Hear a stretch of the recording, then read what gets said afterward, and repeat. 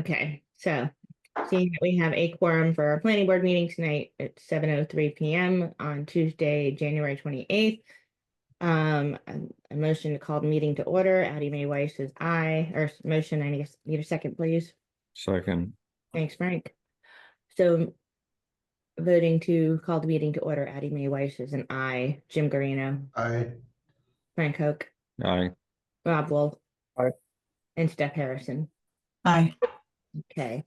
Meeting is called to order, and the agenda for this evening is I'm sorry, at 7:05. Let's see, we are opening the meeting. We have no minutes to review tonight. At 7:05, we have an A&R application for 36 and 38 Farm Road. 7:15 p.m. opens our zoning bylaw updates for town meeting, annual town meeting 2025, and the current planning board business following the hearing, zoning bylaw review updates, ADU accessory dwelling unit updates, warrant preparation, meeting timeline. Is kind of a running list of what we are our current planning board business from now through probably through town meeting, and then any other business reports from boards and other entities. Are there any additions to tonight's agenda? Right, hearing none, I'll make a motion to accept the agenda as posted for this evening. Is there a second? Second. Thank you, Frank. Moved and seconded. All in favor of the agenda for the evening. Addie Mae Weiss is an aye. Jim Garino. Aye. Frank Hoke. Aye. Rob Wolf. Aye. And Steph Harrison. Aye. Okay. Thank you. It is exactly 7:05 p.m. Heidi, will you walk us through this fairly straightforward A&R? Sure. Could we have a motion to open the hearing for the A&R? Motion to open a hearing for the A&R. Second. Seconded by Frank. And to vote to open, Addie Mae Weiss is aye. Jim Garino. Aye. Frank Hoke. Aye. Rob Wolf. Aye. And Steph Harrison. Aye. Thank you. So the hearing is officially opened for the approval not required A&R application for 3638 Farm Road. Great. And then Steph, can you scroll down on this a little bit so you can see the green dots in this on the Yes, on the screen? yes, sorry, I'm just Nope. All right. Can we rotate? oh yeah, let me rotate it. Sorry, I'm just Okay. I'm experimenting with my views so that the controls look different. Everything's a little bit discombobulating, but yes, here All we right. go. Thank you. And I'll just start. So this was a submission from Louis Cazas, Beatrix Thomas, and then Joshua Adams and Shannon Leclerc, both from 36 and 38 Farm Road. They have signed this together. I've gone through and looked at the contents and what's been submitted. Everything's been following our approval. This is a land swap between two parcels. There's going to be no change on street frontage. They're right on Farm Road. And what you can see is the dotted lines and the single line where the green dots are. There's two thin triangles that are formed. And the reason for the land swap is that one of the parcel's patio was on the other parcel, and the owners wanted to realign so that everyone's items will be on their own land. Keeps the Trump administration of trying to bully. Come on, Excuse let's me? go. Yeah, could someone please They turn just off mute? did. Thank you. So the land swap is for these small triangles of land, adding one and subtracting it on the side and then the back. It's pretty straightforward. Nothing really changes within the acreage and everything stays conforming. You can see with the green arrow area, the green area where the patio had encroached on the other property, and that's now shifting. It'll be on their own property. Yeah, where the arrow is. Any comments? Questions?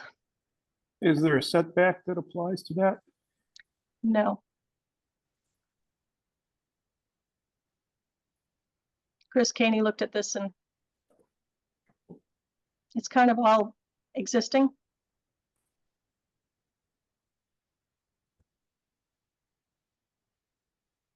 make a motion to accept the A and R.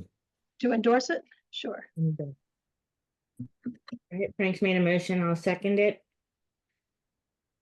Any further discussion? All right, hearing none, I will roll call vote to endorse the A and R for 3638 Farm Road. Addie Mae Weiss is an aye. Jim Garino, Aye. Frank Hook, Aye. Rob Wolf, Aye. and Steph Harrison. Aye. The And then could we also get a motion to have Addie May sign on behalf of the board unless everyone wants to come in and sign? So moved. I can't make the motion. Someone's going to make the motion. okay, I'll make the motion that I sign on behalf of the planning board so that to facilitate this straightforward A and R. And it's that's the motion. Is that a second? Second. Second, okay. Moved and seconded. Roll call vote. Addie Mae Weiss, aye. Jim Garino, Aye. Frank Hook, Aye. Rob Wolf, Aye. and Steph Harrison. Aye.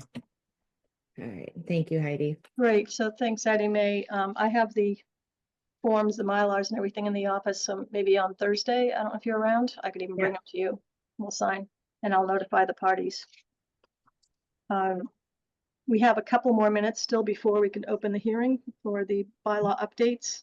Do you want the town planner report? That would be great. Okay. So the only thing that I've reported is we've received information that the EOHLC has put some guidelines together. And they are hopefully going in effect January 31st. And to be timed with when the new state law will be going into effect, enforceable on February 2nd. I've got some samples, we'll be forwarding them out and for everyone to look at. It's kind of what we were looking at. There's still a lot of questions. Chris Caney can probably weigh in some more on this, but I think we need a little bit more time to digest it and see what questions come up from other communities. These are the guidelines for the A and R. I mean, not the A and R, I'm sorry, ADU. ADU. acronym, Right, Accessory dwelling units, right, the state's by right version. right. Do you have any comments on them, Chris? Hold on, I'm coming in. No. I mean, they've made some changes from the last version that we saw, the draft, where they Right. now explicitly talk about garages being exempt. It's pretty much what they've been batting around for the last few weeks or month here. Yeah. I think it will help inform what final version of our bylaw might want to say about ADUs, probably the next time around for town meeting, but yeah, I think for the moment, our sort of placeholder version of ADU, just to sort of acknowledge that it exists and then point to this other thing is going to be okay for now. Yeah, and I kind of want to see what other questions come up. There will be some. Yes.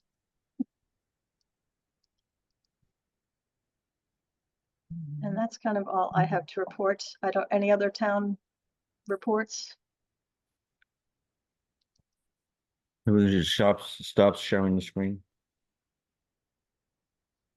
The only other town report was the report that the town administrator received from the EOHLC.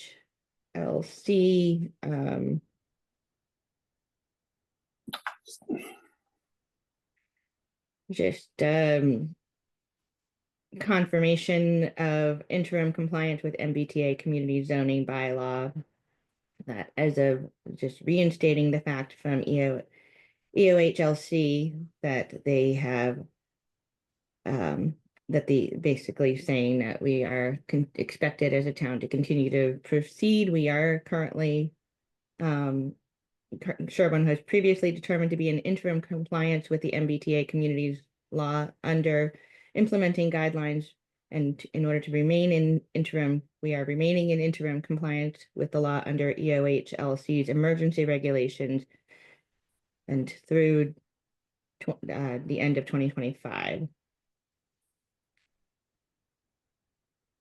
So basically, we are going to continue to proceed as we have been planning for this town meeting in order to remain in compliance. 7:13. Rob, any updates on the trails or anything that you've gone to? That was for me. Yes. There's, no, the group I'm involved with that has people from Framingham and a few other towns in it has been talking with about the rail trail potential extension over on the west side of town.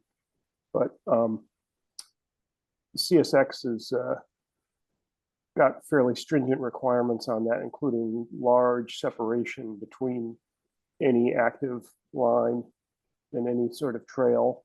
And with all the wetlands hemming it in, it's we'll see, but it may be so restrictive that it's just not a possibility as long as CSX is using those tracks at all.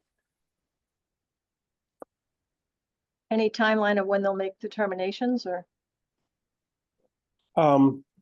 They're trying to formulate a proposal right now that would be compliant with what they believe are CSX's current rules for allowing rails with trails in the New England area.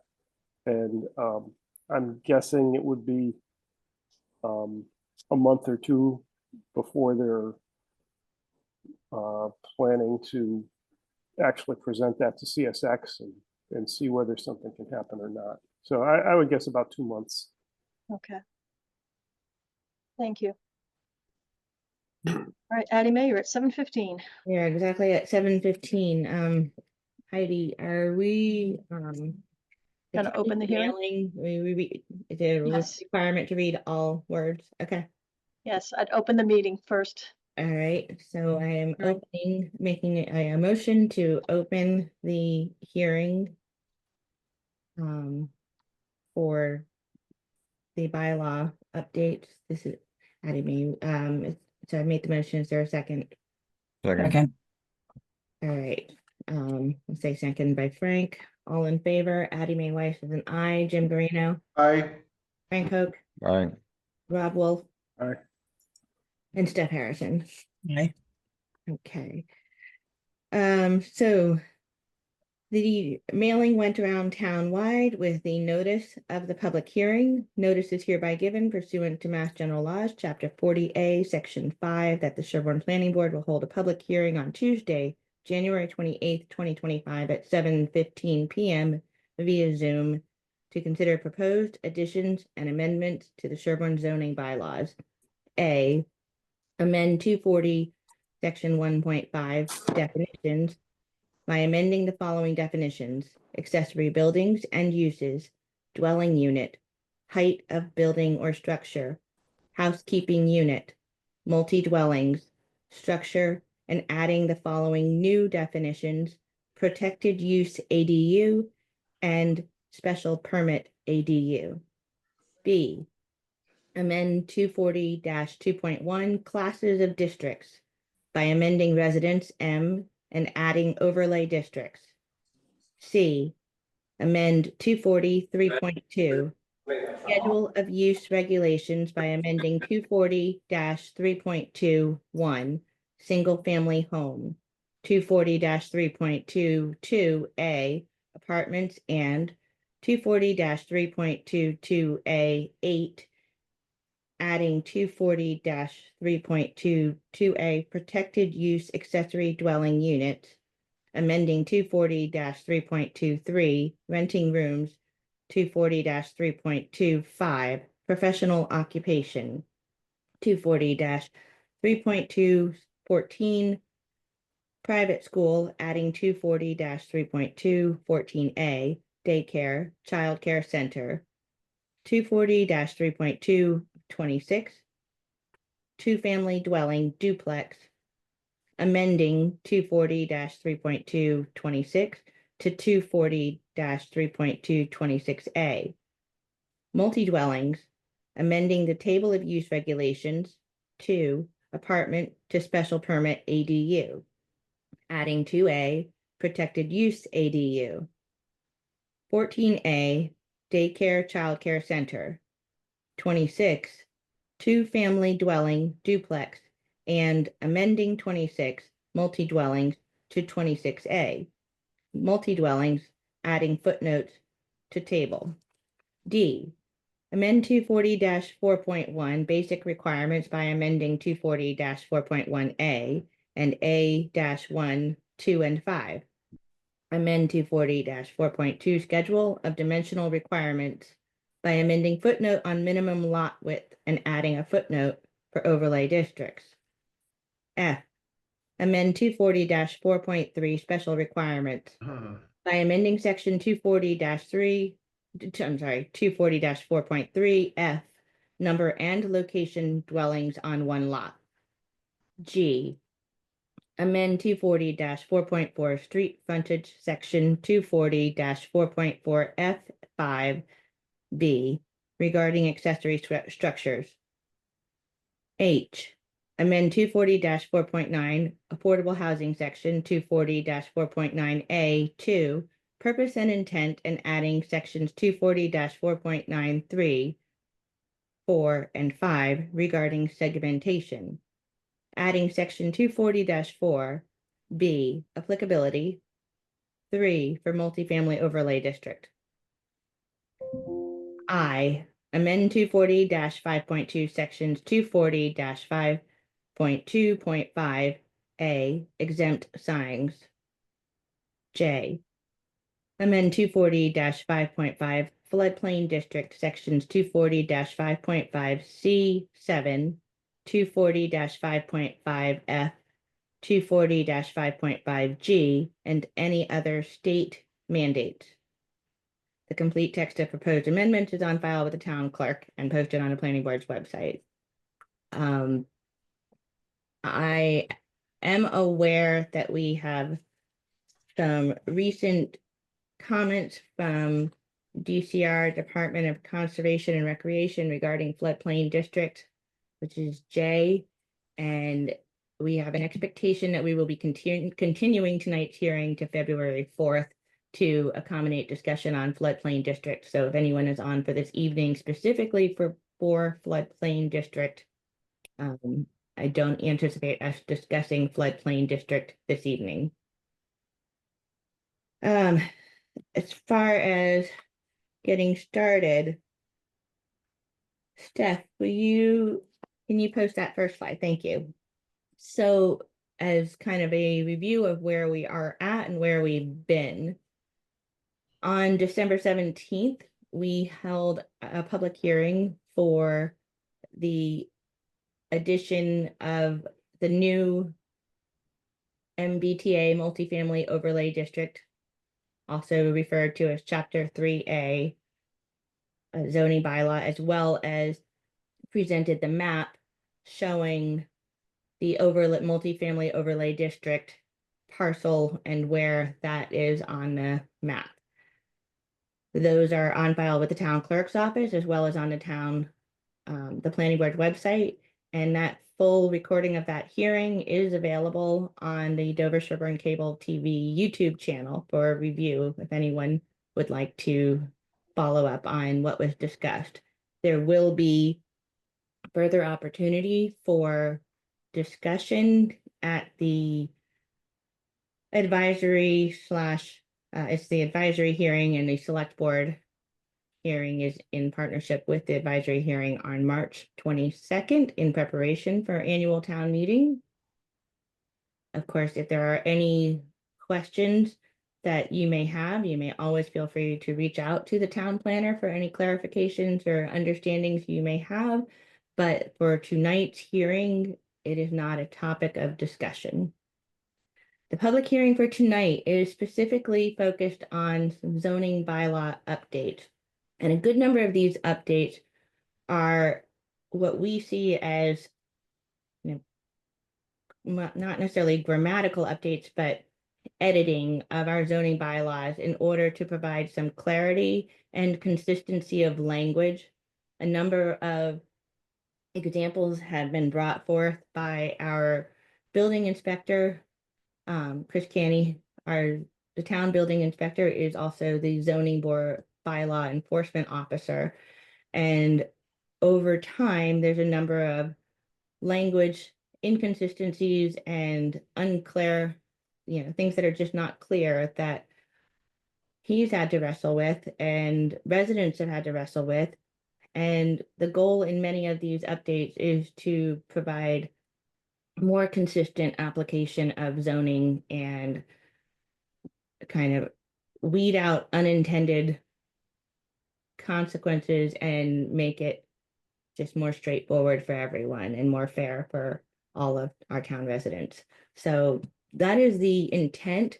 That is why there looks like there's a lot of content. However, as a board, we've wrestled with all these details and we feel very strongly that that there's a lot of little tiny details that are kind of a lot of the same little details. And so because the same word is in so many different sections that we're trying to provide consistency, it expanded the length or appearance of a lot more change than what we're actually proposing.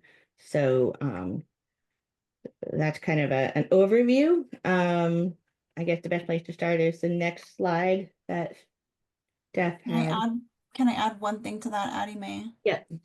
I think it's probably worth noting that also in item 3, the zoning bylaw updates, that's where some of the accessory dwelling unit stuff is. So in addition to cleaning up language and things like that, for consistency, there's also consistency with state laws, which includes accessory dwelling units. So we'll get into that, but there are a number of changes, I think, that are related to that specifically. Right. The biggest distinction is, as it was kind of previewed earlier by Heidi's comment and Chris Canny's insight, was that the goal of the accessory dwelling unit discussions that we are presenting at this town meeting are mostly deal with definitions and providing an opportunity for a distinction between what we have had as a town and what the state is still working on. So again, we are not at this town meeting presenting an entire new accessory dwelling bylaw necessarily.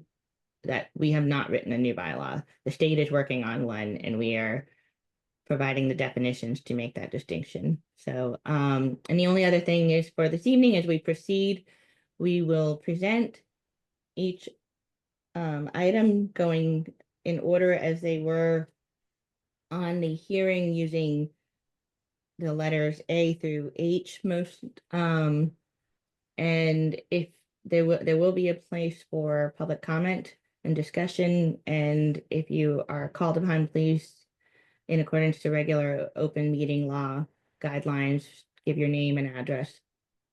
So if we can have the slide with the zoning bylaw updates.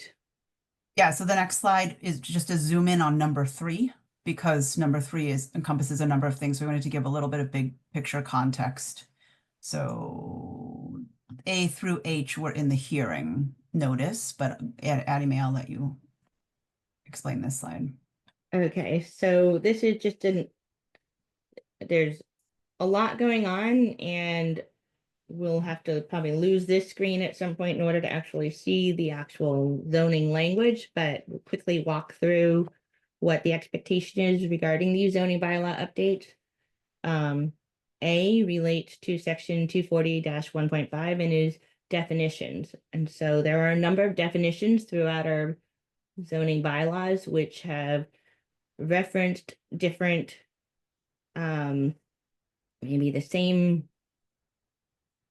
provided either not had a definite things that were not defined in the past, but made reference to in past planning board decisions and reference to in other places in zoning that we realized we've never actually put a definition in a definition section. So between different definitions that the state is mandating, or definitions that the state references, and then recommendations from building inspector based on best practices and what he sees in the industry and across other towns. Definitions that as a town we would be well served to include. So that is what A references. B is classes of districts.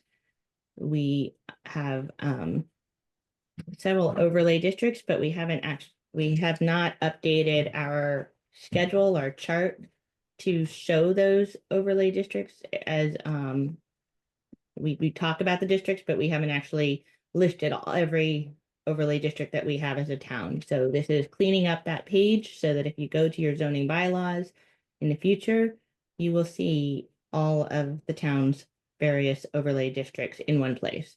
C is the schedule of use regulations, again, continuing to provide consistency with state laws and other sections in our zoning and based on best practices and some recommendations from building inspector. D, 244.1, basic requirements. We are changing the word shed to the word structure, and when we get into that, you'll understand better what that intent is. It's to expand and provide better clarity for examples that have come to the planning board or actually most cases go to the zoning board of appeals and require kind of more subjective decision making. And so this is an attempt to provide more clarity on what the zoning intends to apply to. 240-4.2, schedule of dimensional requirements.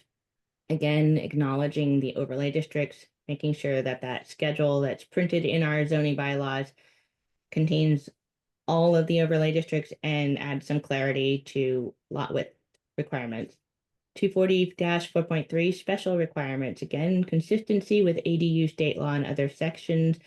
Again, that'll be hopefully more clear when we get into that. But again, the goal is just providing some standard language and making sure that throughout the zoning bylaw for our town, the language used in Sherborn is similar to language used in other towns. And so to make it feel less subjective and make it feel more understandable. 240-4.4, street frontage is based on a clarification recommendation from our building inspector. 240-4.9, affordable housing reference, adding the word inclusionary zoning because that's what many other it's often referred to as, and we do not have those words currently in our zoning bylaws. So it's again adding clarity, ensuring that definitions are referenced, and providing some anti-segmentation language. So that being said, we should probably jump to the first area, which is A, section 240-1.5, definition section.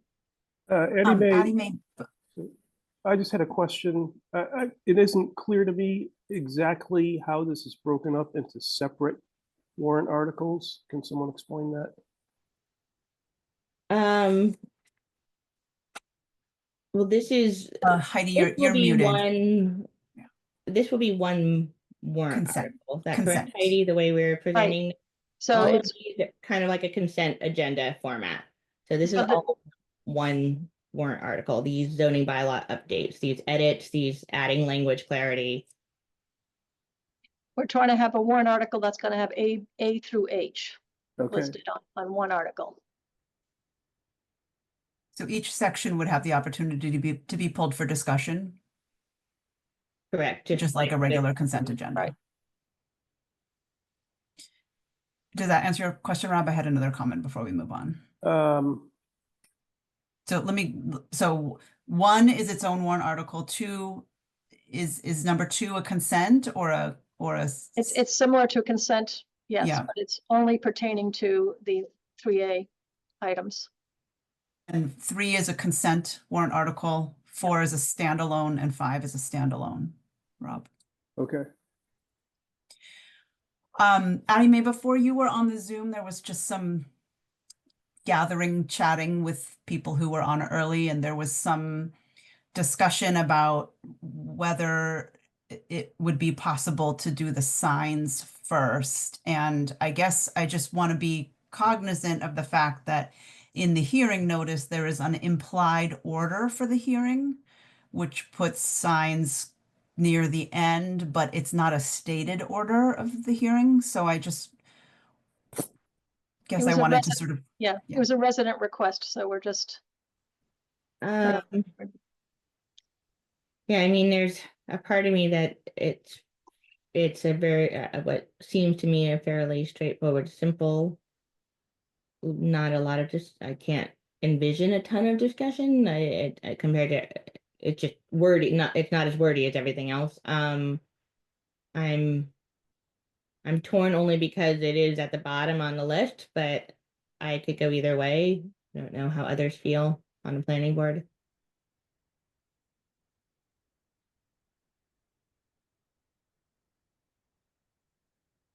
No particular issue either way. If you want to do that first. I mean, considering, I guess it's not this is not town meeting. This is not the last opportunity ever, speak now, forever hold your peace moment. There will be the discussion with the advisory on March 22nd. and I think a smaller, like a focused advisory meeting on each warrant article in addition to the Saturday all-day meetings. There's multiple advisory opportunities for a comment, as well as So, town meeting. Heidi, do we need to vote to discuss ahead the sign warrant article? since I'm not sure, I'd say do it to be covered. Okay. All right, so I make a motion to adjust our discussion and the order of the hearing to commence with the notice ID I, which is to amend section 240-5.2, section 240-5.2.5A exempt signs for discussion ahead of the other of warrant article 3. Do I have a second? Second. All right, moved and seconded. Any further discussion?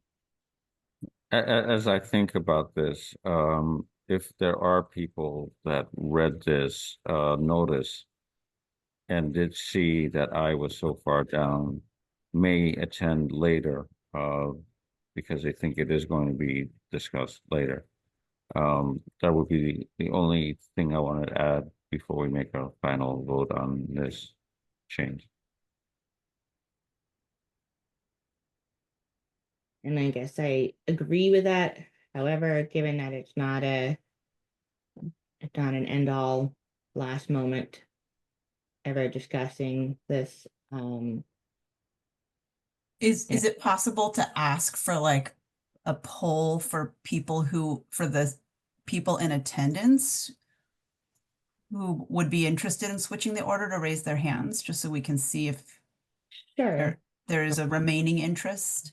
if we could kind of those, so we have 22 participants right now. Of that's we have 6 of us are part of, or 7 of us are kind of part of planning the. Maybe we could do an informal poll, like raise your hand first if you want the order switched, but then a second question, raise your hand if you want to keep the order the same, and see if there's a leaning one way or the other from the group. Sure. And when So, we talk about raising hand, it's under the button that says react, and there's an electronic hand versus you just doing that. And if That you don't would- see the react button, you might have to go to the ... to find the react, to find the raise your hand. So I guess we will start with, for those of you attending this evening who are on now, who would like to commence discussion with bullet point I, which is regarding signs, we could have a hand raise. or anyone else, if you're not able to raise your hand, maybe unmute and say 6. We have 1, 2, 3, 4, I 5, see 6 at 6. the moment. Is there Okay. anyone who doesn't have their hand raised who would like to add their hand to the list? So 6, I guess the So- question, my next question would be, are there, Well, let's lower hands first. yes, lower hands? And I guess the question is, can I see anyone, is there anyone who is in attendance this evening who opposes changing that order? If you do not wish us to change the order for whatever reason, if you oppose discussion, moving discussion of signs to the beginning, please raise your hand now. I see one hand up.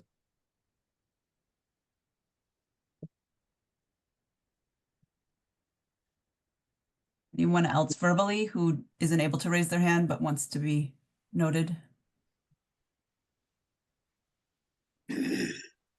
Okay, thank you. I think we can lower hands now.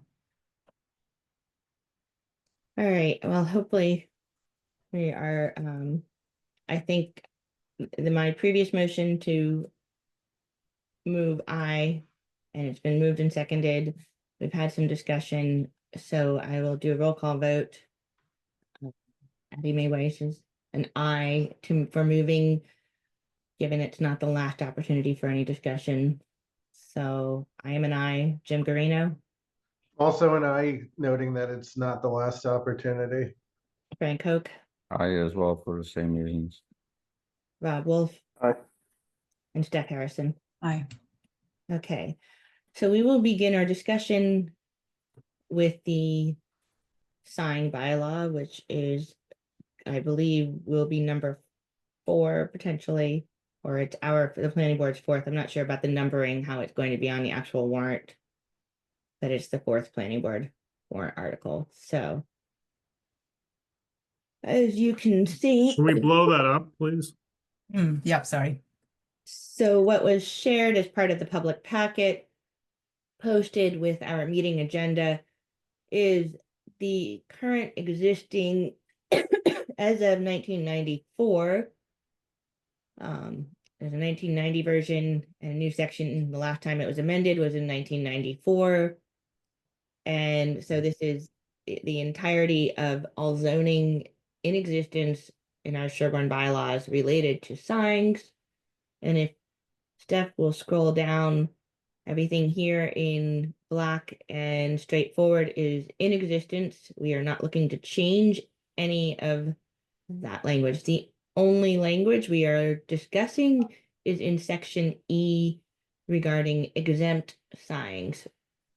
So exempt signs are exempt from provisions of this bylaw. And so, which means that everything above is the bylaw. And section E are signs that are exempt from that bylaw language. And this is proposed, and there's language that this was amended at town meeting in 2023. Is everything below is already in existence. And the only language that we are going to this town meeting 2025 asking to insert is related to the first item, which is signs expressly protected by any constitution or law of federal or state government. The planning board is looking for the town to support adding the language, provided that such signs shall be unlit was already in there. It's just there's a comment tied to it, so that's why it's not showing the highlight, but it's highlighted. Okay, under the comment. I'm sorry. Mhm. Okay, so provided that such signs shall be unlit and shall have a total area not to exceed 12 square feet.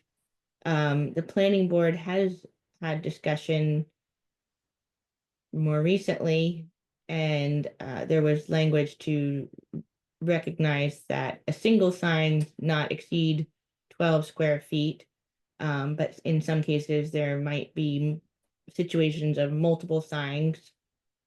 And we had discussed, but we didn't have it printed and published, and so that's why it's listed, right? That's why we're presenting it tonight in this fashion, because it was not published for in the public packet that way, but we did discuss as a planning board adding the language so that it's provided that such signs shall be unlit and shall have a total area not to exceed 12 No. square feet.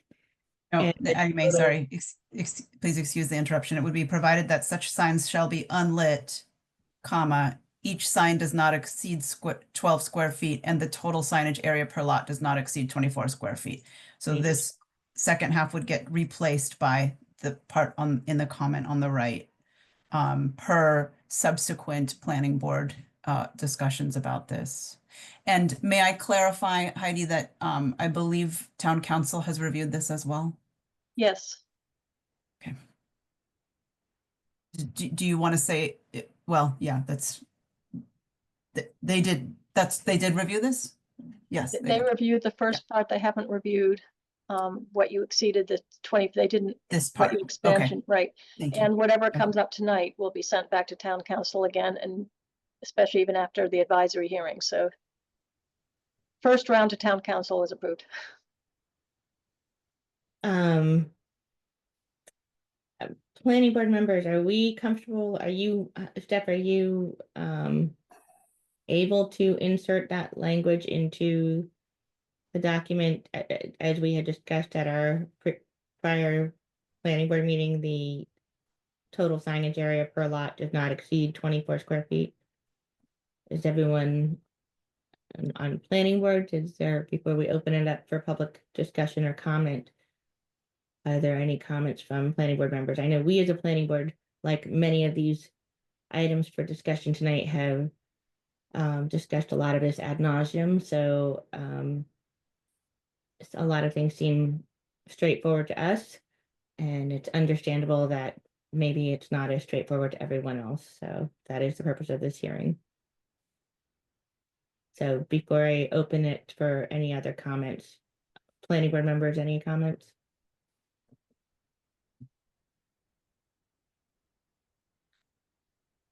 All right, hearing no new language. There's been a question in the chat. What is the reason for the new language to be inserted? I believe as a town a long time ago, Heidi we're was attempts addressing to this. regulate signs and not have signs everywhere. And then there are certain rights that everyone has. And given the cheaper cost of printing these days, signs have become much, there's just been yard signs consistently everywhere. And so some limits for, I think, are warranted for still allowing signs, but providing some guidelines to kind of maintain the integrity and character of our town are recommended. Doesn't prevent these signs. The signs of everyone has their rights to free speech, but there's a kind of, there is a desire to have, basically not live in a billboard community. We've received quite a few complaints, and you tend to get complaints that fluctuate with different things that go on in town. Elections definitely are one that highlight it, but this has also been a complaint about how they felt that their areas of towns are littered with signs and there's nothing to have people keep them up for weeks and weeks. Contractor signs to any other expressions. So there's been requests from residents to look at our sign language. And the only discussion area that we're talking about is we are not setting any time limits on signage. We are only making a recommendation that these signs that are exempt from the provisions that do set limits throughout town.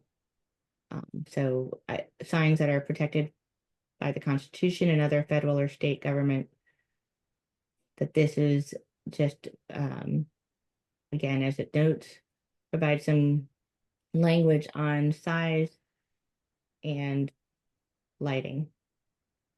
I And we mean, did look at several other towns. There are hands, but I also like to point out that I think Sarah Raggy has her hand raised as well, and it came up after Frank Hess. So if we can insert her in the order of hand raising. please. Okay, so for public comment, again, if you'll state your name and your address, Frank Hess, if you please. Hey, Frank Hess, 64 South Main Street. You know, I can understand you not wanting to have a sign as large as the side of a barn, but there are some elections where you have national, state, and local elections. And it could well be that you would have issues or candidates that you might want to have signs that might be over the 24 square feet. And that would keep you from promoting whatever ideas you had. So I would think the 24 might be a problem legally, actually, as far as enforcing it. Thank you. I mean, I guess we came up with 24 square feet because we were thinking of the typical yard sign, which is roughly 2 by 3. And if you had, I think, what did we say, 4 signs on your front yard, that would be within the 24 square feet. Right, but I was just talking state, local, national. You could have other areas that you wish to be heard on, plus questions and ballot questions and so forth. So you could be keeping someone from having their constitutional right to make their feelings felt in all those areas. That's all. So I think there might be a problem with the 24. My All right, opinion. well, I'll move on to some other discussion. I guess that's at the end of the day, as a town, you know, there's free speech, and I guess that's the question of at what point. I mean, yeah, I'll just keep on taking questions. Marion Neutra, please. Oh, I'm sorry, I think Sarah May. Raggy was next in line order. Okay, Sarah Raggy, if you please. Sarah Raggy, 39 Green Lane. I think Frank touched on what I was curious about, is how the planning board came up with the square footage. And while 24 square feet in total is, sounds reasonable enough to me personally, I would wonder if they would consider having individual signs smaller than 12 square feet. That 12 square feet for one sign is pretty large. We came up with that because some people put up banners and estimated that might be like 6 feet by 2 feet, just as a guideline. So if someone wanted to have something different than a yard sign, the reason for the 12 square feet per sign was for a potential banner. For discussion, obviously. Okay, thank you for your answer. I appreciate that. And I can appreciate a banner being an option, but 12 by 12 is a large banner. But anyway, I'll back off. Someone else must have some inquiries. I lost track of order, and I don't know. Marianne Neutra is next. Okay, Marion Neutra, please. All right, Marianne Neutra, 25 Prospect Street. I have a question about number E5. A foot or bridle path over privately owned land. 1 square foot is a pretty small sign. There are places in town where paths, such as the Bay Circuit Trail, actually go over private land through easements. And I think, putting on my Sherborn Forest and Trail hat, I think it would be good to let that be a little more, less restrictive, because there may be places where a slightly bigger sign would be in order, and the signs that they're doing are very much low-key, national park style signs. So I'm just wondering why the 1 square foot. Well, that was the 1 square foot was, I don't know exactly when that language is already in our existing zoning bylaw. Oh, right. Okay. The Well, language I'm that not we proposing. are adding at this town meeting, or that we're proposing to add at this town meeting, is this language that's in yellow highlight. So because we didn't post it as discussing section 5, I guess for this town meeting, we're not prepared to make any changes for. Yeah, I totally get it. I'm sorry. I just, got a little out of hand there. You're quite right. I withdraw my comment. Thanks, Marion. Doug Okay. Kinsley. All right, Doug Kingsley, please. Doug Kingsley, 138 Farm Road. I mean, let's all be honest here. We're all neighbors. It's patently obvious that to anyone living in town that the reason we're having this conversation is because of the Trump sign on Route 16. Frank Hess's point is exactly right. I mean, if you're talking about limiting political signs to 24 square feet, at the next election, I can't put up a sign for president, senator, congressman, state house, state senate, every ballot initiative. There's 20 things on every ballot. Sheriff. I mean, come on, the planning board. We vote on dozens of things. You're now telling me I can't put up a sign for any of those things or all of those things? Seriously? I mean, I guess, sure, we're gonna, I mean, we have these are protected by Constitution. I guess there's, and I guess as a town, do we want a town that's just littered with signs all the time? I don't know. This is suddenly a problem. It's a problem because Trump won and there's a big Trump sign and it has a light on it and everyone's pissed off about it and too bad. Okay. Doug, Free speech. this is actually not a part of that. This is really a part of what we're discussing, and It's the reason you were discussing this. Why else are we discussing this, Frank? There's a, That was the straw that was the tipping point, perhaps, but it kind of, it's You a should little bit admit it. shocking to have a giant billboard in our town. There's states that don't allow billboards. I mean, size is not the same as a limit on your free speech. So, but I just think you should be separate transparent issues, about yeah. why you're doing this. That's just be transparent and honest about it. You can't tell me that I can't put up 20 signs if there are 20 ballot initiatives. You're going to face lawsuits over this. I'm not fighting for the Trump sign. I'm fighting for the ability to put up a sign for any political issue on the ballot. Hey, do you want to live in a town where every household has 40 signs on their yard? I guess. Listen, I've been living in this town for 20 years and I have seen scores and scores of signs on people's yards and I put Yeah, up with it because it's free speech, okay? The issue is that landscapers or fencing companies are putting up signs because they're doing work at people's property. That's up to the homeowner to have the intelligence to go out and take the sign away after the work's done. Well, those signs are not protected by the Constitution, federal or state government laws. That's So my point. The point of this whole conversation is political signs, is it not? the point only because those are the signs that we have other guidelines and don't allow signs to be lit and don't allow things, and we have dimensional requirements and restrictions on signs, and the only except for signs that are exempt. And so I guess that's the question: do we, as a town, I mean, this goes to town meeting, and everyone will get a chance to vote. We've tried to come up with some rational language that allows these things, but doesn't allow billboards in our community. Then why do you make it about billboards? I just think if you're saying that political signs have to be limited to 24 square feet, you're going to run into a real problem. The last ballot we voted on had what?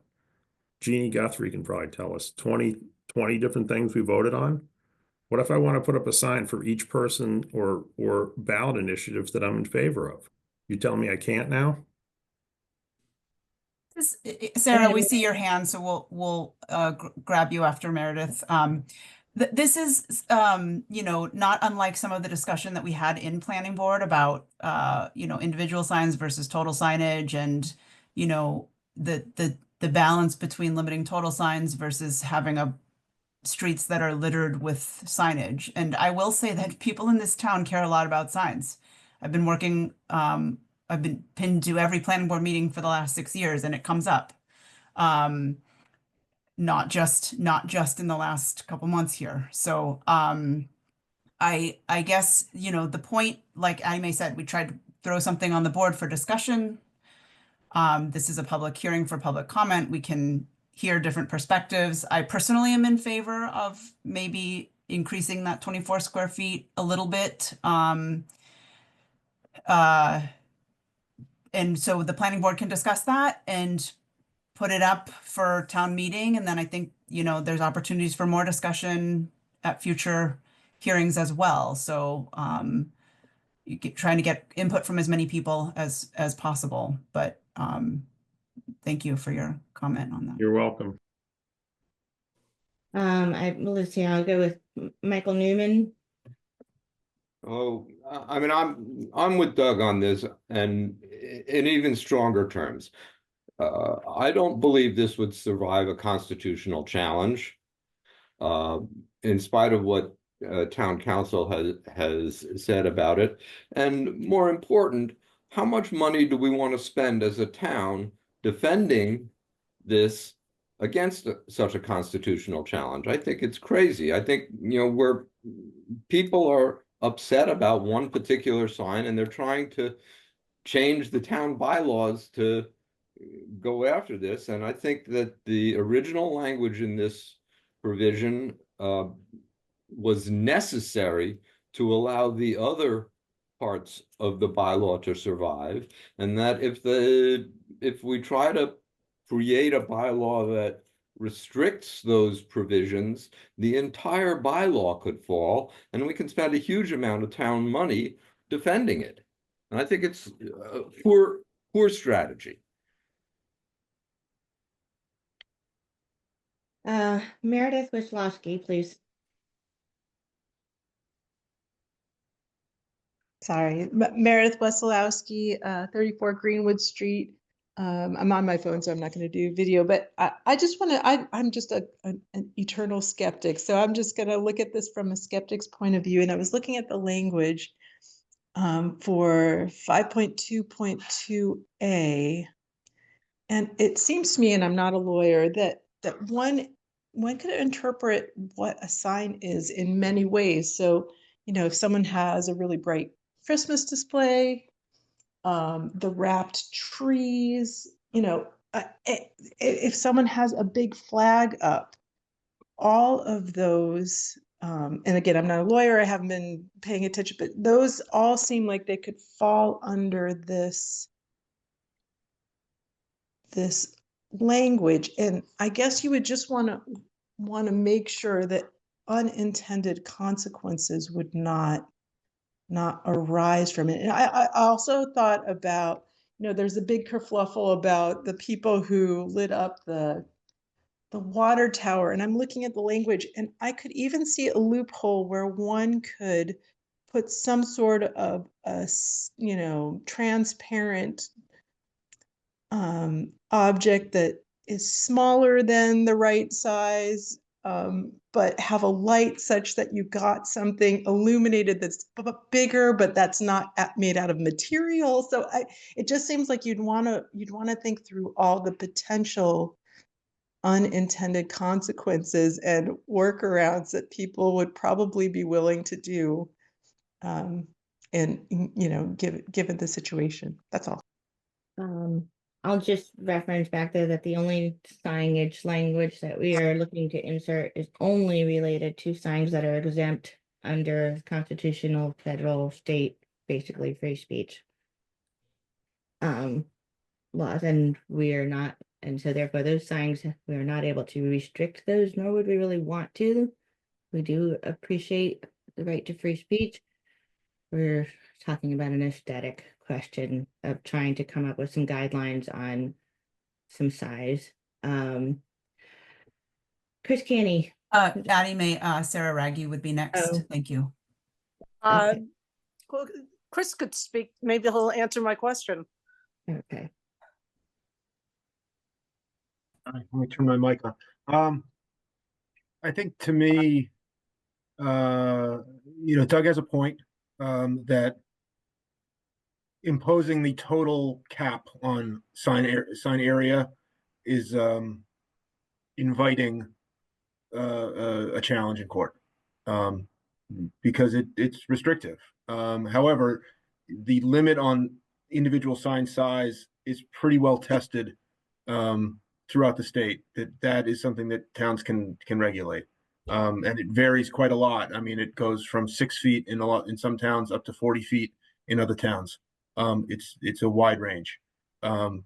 So maybe again, I'm the guy that has to go and enforce this and pull the things out if they're wrong. But I think if we want to be on the safe side, maybe losing the cap on total sign area is worth doing, and then just looking at the concept of how big an individual sign can be, and we're certainly within our rights to enforce that type of thing. But at least it doesn't limit the ability of somebody to express their opinion upon multiple different election whatever, senator, president, dog pound enforcer, whatever we're voting for that particular election cycle. Anyway, that's my 2 cents. I think that's rational, and hearing all of the discussions that we've heard so far, and I'm not closing discussion by any means, but I'd like to, based on that, go while that concept is on our minds, go back to the planning board on thoughts on, I know that town council has reviewed up to the size on a single sign and has not reviewed the total signage, and therefore I think to Chris Canny's point that he is the zoning bylaw enforcement officer. I think that what town council reviewed was the total sign area does not exceed 12 square feet, if I remember correctly. Total sign. I think we would need to amend it to say signs shall be unlit and each sign does not exceed square feet, period, is maybe what I'm hearing. Yes, and remove the last part of it. I don't want to do it without sort of getting consensus, but like, is that, like, I'm hearing to potentially delete all of that stuff. Can you just for the moment put a strike through that? I can do that. Yep. That way we can see what we're getting rid of and see what we're adding. And so it would be draw a poll from among planning board members.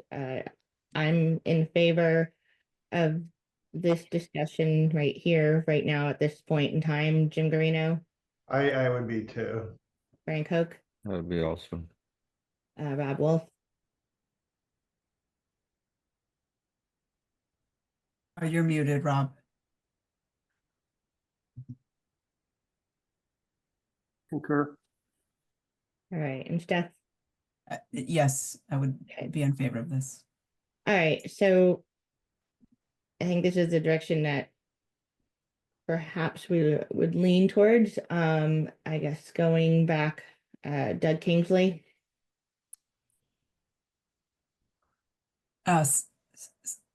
It's possible that Sarah still had a comment. Oh, I'm sorry. Are you asking me to comment? You have your hand up. You have your hand up. Sorry, I'm trying to maintain the same order. Sarah Baggy, if you want to now speak now. Thank you. I think we should thank this person that put up this very large sign, because it stimulates the conversation that we actually need to examine one of our bylaws. So I have no problem with it. I do think that particular sign is in violation because there are 2 lights on it.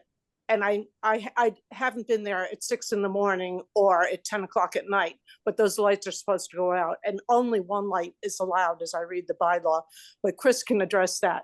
That's that. But what I really want to encourage the planning board to consider is, as Chris suggested, have an individual sign size. And I would recommend changing it from each sign to individual signs as it's worded now. And then to address the banner concept, I don't know if there can be a 1.12 that would address banner sizes. And then I think it's up to the planning board to, I salute their efforts, and I would hope that they could have their meetings and come to some form of an agreement, run it by town council, and then the rest is left to unfold. But I really trust in your judgment.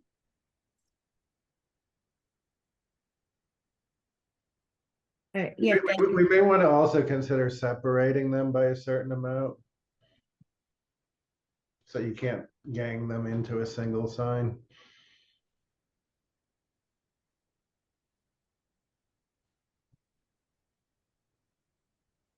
I mean, the more language and specificity that we put in the, I mean, I guess, I'd ask for Chris Canny's thoughts on that, but, at the moment, first, if we could go to Doug Kingsley. Yes. So I want to build on a comment that I heard earlier. I forget by whom. For the last 20 years, I've had a 10 by 15-foot American flag hanging over my driveway, and as appropriate flag etiquette, it's lit all night long. That's 150 square feet. If someone's going to tell me that we're going to pass a law that tells me that I need to take this flag down, the town's going to have a big problem. I've got the same flag hanging at the lake as well, and it's lit every night. So if this is going to apply to banners and flags, we're going to have a real problem. I mean, the flag falls under a different, it's required to be lit. I believe the definitions refer to flags which have some commercial purpose.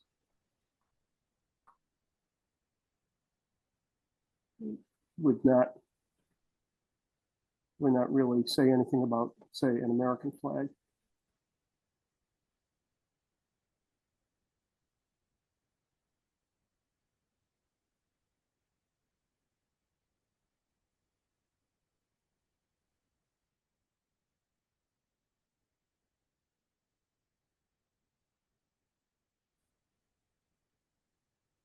The American flag would be protected by the Constitution, and there is a requirement that the flag is lit.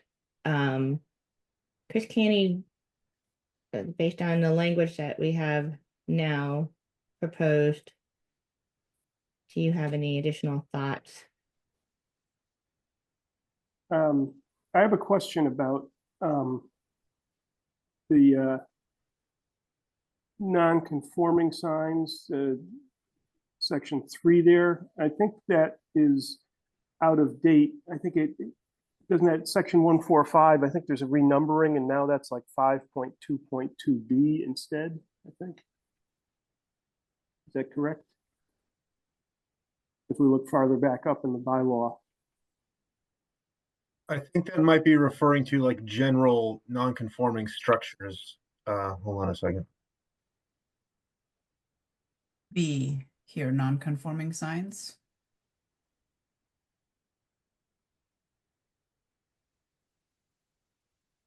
Yeah, is that No, what it's- that's meant to refer to, or is it meant to refer to something totally different in the bylaws? Sure, but we didn't advertise discussion on this particular item. Right. Does that fall into the same response as the response to Marion's question? We haven't advertised, we haven't advertised, I mean, I Oh, believe. it looks like 1.4.5 was deleted in 1994 and now references 5.5.2b. This could be a situation that, Yeah, I think the bylaws currently jump from 1.3 to 1.5 with no 1.4 at all. and it could just be based on the work that the town clerk did for coding, renumbering, and Yeah, the section actually still exists. here, Well, what? the heading this is- exists. yeah. It was deleted and then it redirects you elsewhere. Oh, So the 1.4 and then 0.5 is now point E. Deleted in 1994, and it directs you back to 5.5b, Right. which I can go to 240. Oh, shoot. Give me a sec. Sorry. Where did it go? 240. Zoning. What was it, 5.5B?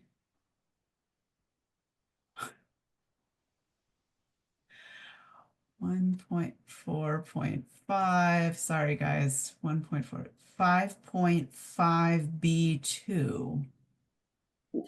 Agreed. I That guess I'd seems like to weird. not, I mean, I guess for numbering, if it's just a number in a, I guess that's an edit, that's not substantive. It's more a matter of just making sure that in our final, again, it's not a section that was posted, and maybe we'll just check with town clerk on just fixing that numbering. The new the new coding references 241.4E instead of that 1.4.5. Right, 1.4E then was deleted. And it refers You're in a different section, Steph, I think. 241.4E. You're in non-conforming uses or structures. If you go to exempt signs under the sign bylaw. Got it. And Okay, go to hang number on. E and go to number 3, that 1.4.5 is really 241.4.E. If you go down to E, scroll down to E. Yeah. E number 3. Yeah. That's the correct one. And it's not right now in your bylaw, the changes. It was still 1.4.5. So that 240-1.4E just needs to replace the 1.4.5. All right, and that's already an adopted change. It's just our version of our document is somehow updated. Right. Our draft version that we're trying to work This is with. why this is why I want to get the capital request for going through our whole zoning bylaws. I know, I hate this Yeah. numbering thing.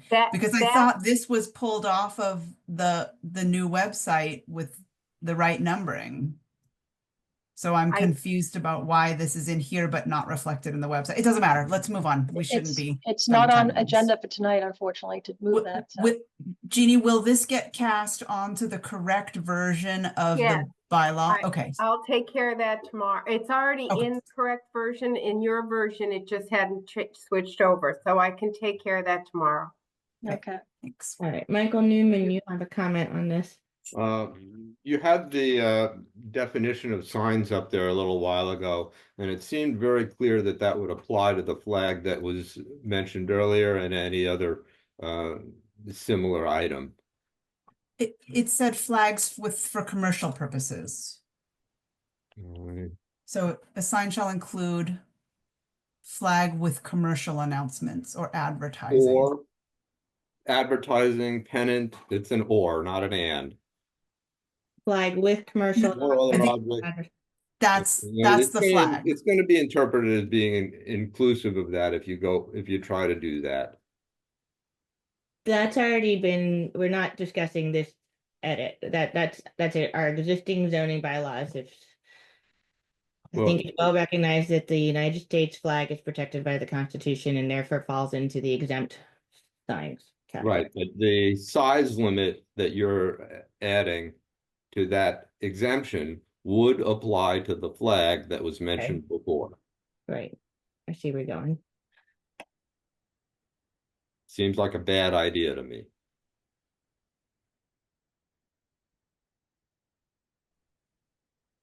I mean, can we be as simple-minded as to say signs other than flags? I put over here other than flags. Or, you know.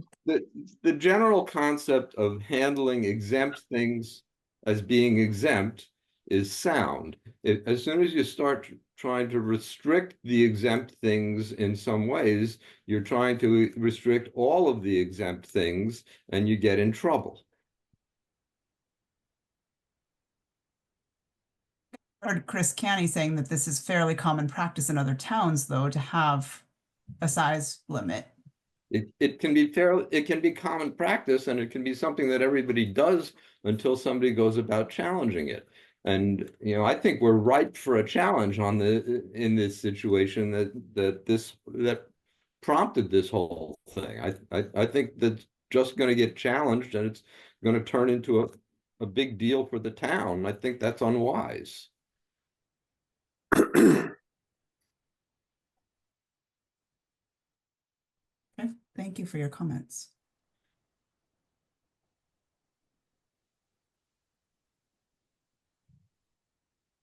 We have I guess Addie, may at we the end have of the Sarah? day, we've discussed this for almost an hour. And I am, I mean, I guess I think it should be other than the United States flag. I wouldn't say flags. Flags could apply to anything. I mean, it could be the Well, that's why I Russian say the flag. United States flag. Right, the American flag. Oh, boy. I think that could get problematic, to tell you the truth.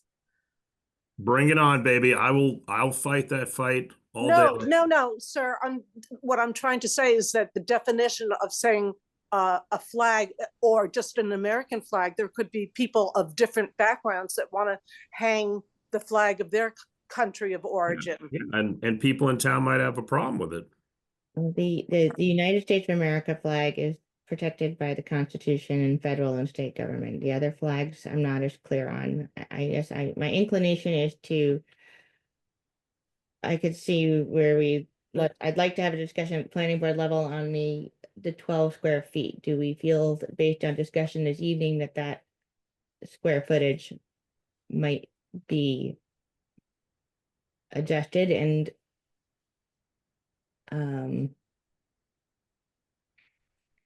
Chris, it came up in comments on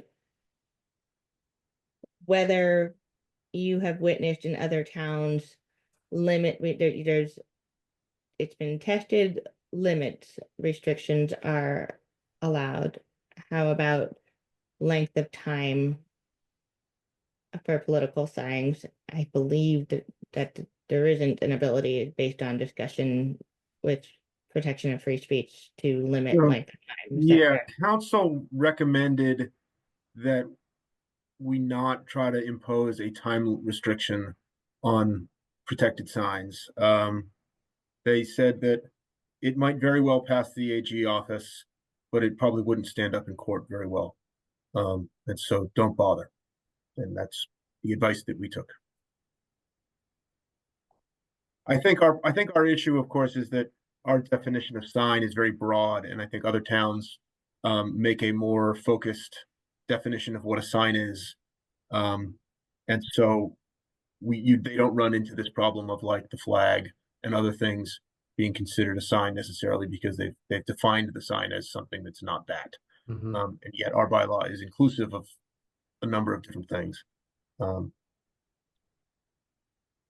It's a tricky one. And I guess For one I sentence, would- this is a tricky one. I do believe that just right now, we're going to consider this exemption or this exception addition for the American flag, that the language should be perhaps in parentheses, and maybe at the end, this size and lighting restriction does not apply to the American flag.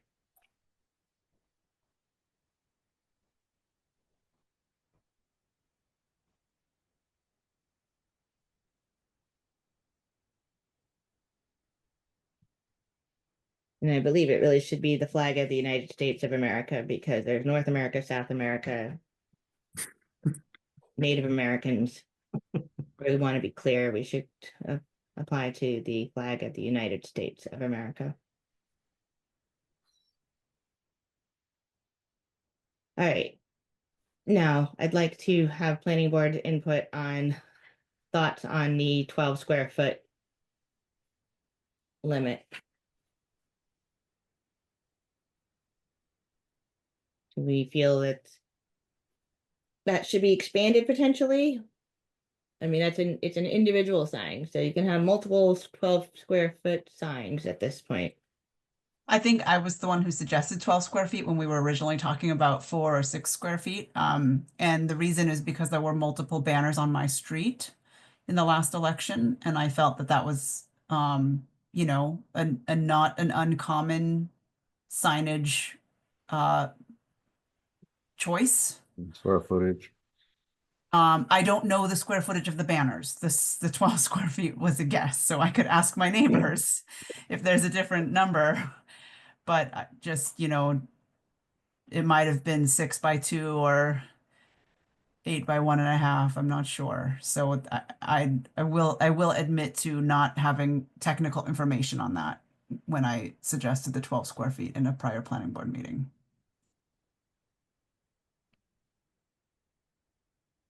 We also came across that the majority of the signs that we had seen were 3 by 4s, 12 square feet, or typically less than that.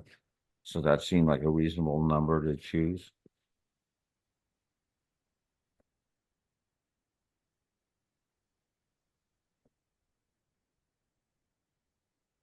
All right, so Addie Mae, Dave Strauss has a Okay. comment. Has a Yeah. comment. Dave Strauss. Oh, hi, thank you. Dave Strauss, 75 Nason Hill Road. Now, I just want to get a little clarification on these signs. We're not just talking political signs here, right? It's just anything that's protected, constitutionally protected speech, right?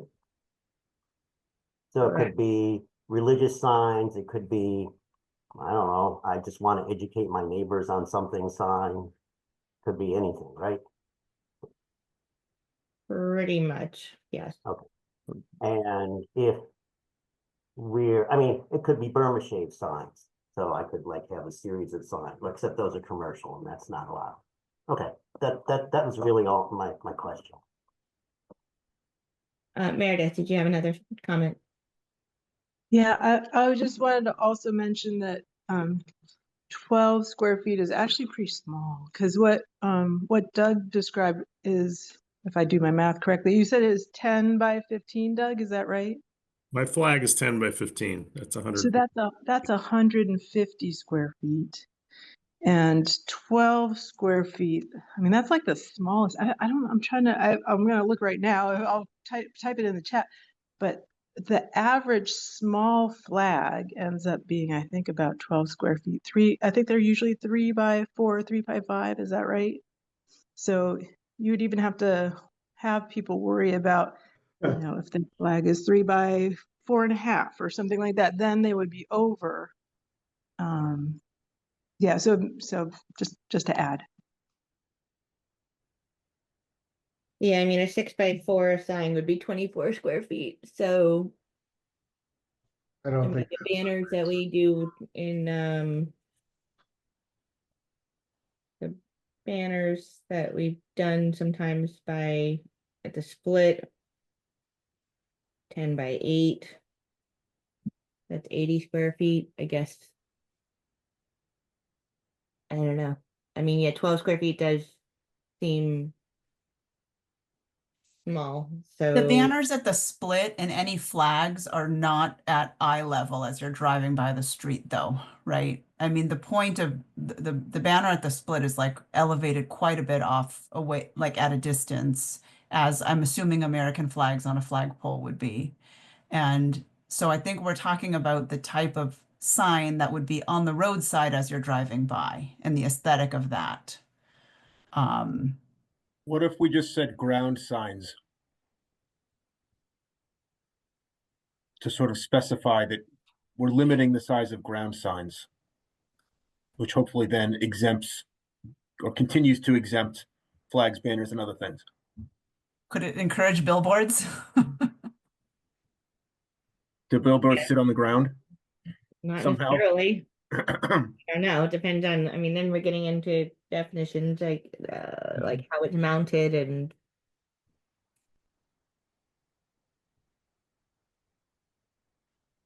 you tack it to a tree, then it's not a ground flag or a ground sign. Um, I'm inclined to raise it to 30 square feet. It's somewhat arbitrary, but it's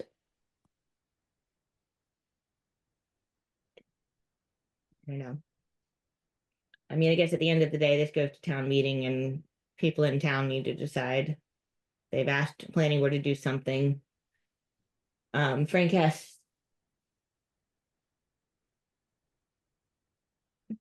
Frank, go ahead.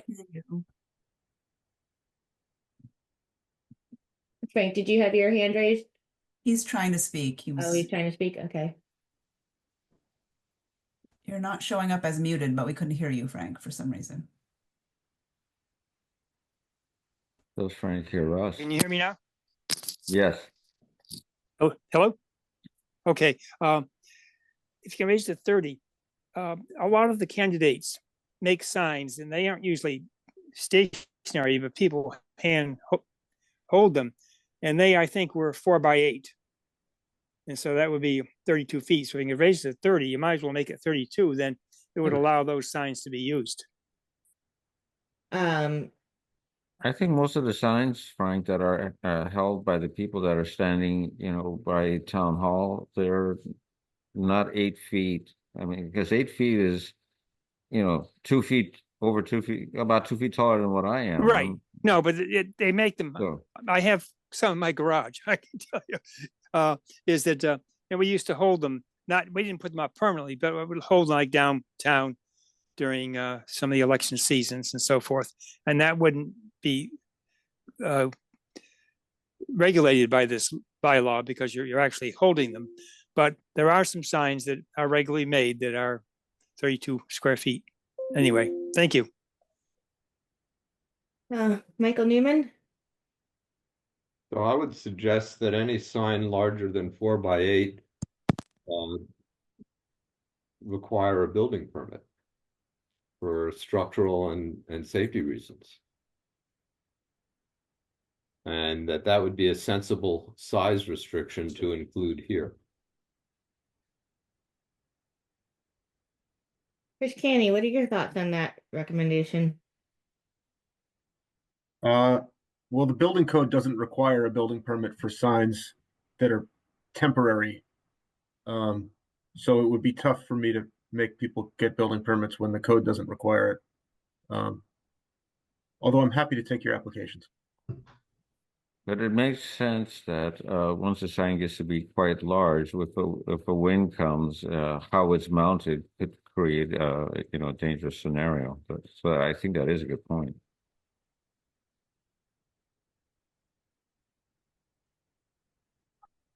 Maybe it's outside the bounds of this hearing at I this believe time. So, all right, I guess let me put forth the idea of upping the single individual sign size limit to 32 square feet. How does the rest of the planning board feel on that? I'll start with Jim Garino. I think it should be 40. You could have an 8x5. Okay. All right. Jim thinks 40. Frank? I think if safety becomes part of an issue, and also line of sight potentially, then that's, I think, one of the reasons why we had a little bit of the smaller size, because you can still read it, but it wouldn't necessarily block view of people driving. Obviously, it could be set along the side of the road so it doesn't block the view, but this doesn't expressly state how that sign will be mounted on that property. So I would say that 40 feet would be a little too large. 32 feet, I still think is large, but I think it's better than the 40. Sorry, Jim. All right. So those would be my reasons for going to a little bit smaller for safety and for sight. Wolf?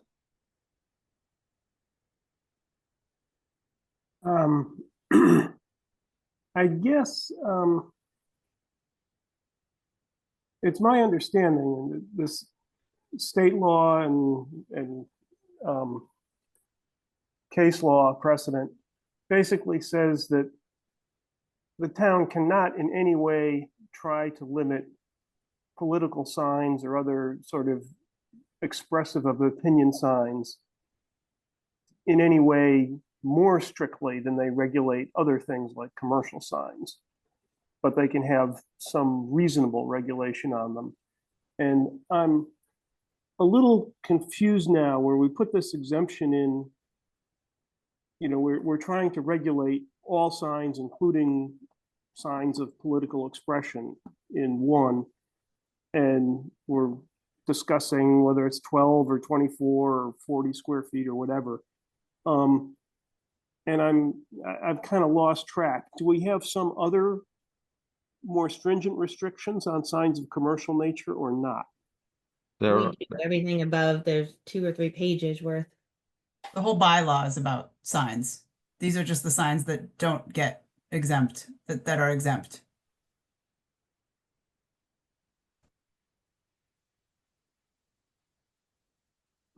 We have a very restrictive sign bylaw. I'll just put that out there. We have probably less signs allowed of the non-exempt type than most towns. But in this case, any sign that's exempt is exempt from all the provisions of the bylaw, including the lighting, all the other things. And so really this is an attempt to try to have some sort of limit on what you can do with exempted sign, with signs. We've previously just said you can do anything you want with them. And now we're saying, well, maybe we can pump the brakes a little bit on that. And have some kind of regulation. And again, reasonable regulation is allowed. And lighting is one of the things that's considered reasonable. Size of signs is another thing that's considered reasonable. As long as it's not, completely different than the way that we regulate other signs, which it's not. This is right in line with how we regulate our other temporary signs, even permanent primary signs. if you look under general regulations in our bylaws, section C, it does talk about illumination being until 10 until 6 a.m. And then it also talks about the construction and all primary building signs, maximum area of the sign shall be 30 square feet, and gives various other parameters on it as well. So there's a precedent for 30 square feet in this bylaw. Okay. I think we have a lot more that we need to get through tonight. I'd be in favor of just given what we've got in our existing bylaws, the limits of 30 square feet. We've talked about 32. Jim proposed 40, which is 5 by 8. I mean, I guess given that we're trying to do some kind of limit, and I guess, all the discussion, I can see where 12 square feet is rather small. Again, this is not limiting the number of these signs that someone can have on their yard. I guess, I mean, the planning board can, I'm gonna go through and have a vote of whether we think 32 or 40 again. I guess I'm leaning towards 40 just to distinguish from where, to be enough of a jump to allow for, to be distinct from our other signage limits. So we've got 30 in our general limits. So to, I guess, an extent, go with a 5 by 8, 40 free speech.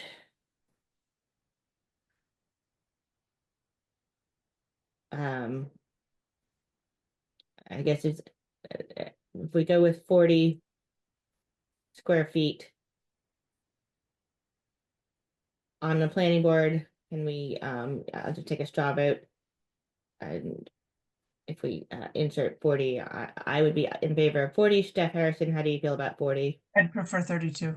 And 32 for a Rob variety of Wolf? reasons that I don't want to go into. Rob?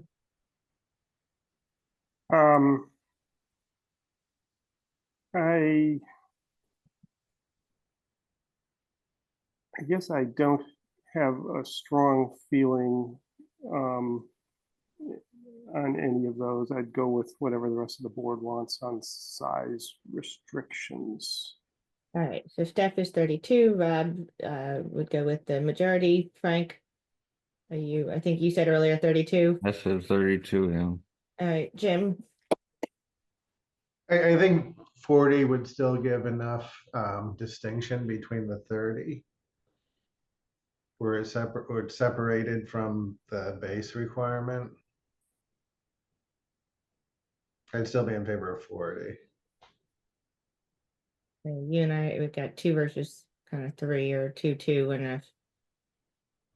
The reason one of the reasons that I feel that 40 is too large is that when Chris Canny was describing what other towns are doing, he said he's seen sign regulations between maximum sign size between 6 and 40, and it really kind of, I don't think of Sherborn as being at the very top of the range of sign aesthetic size.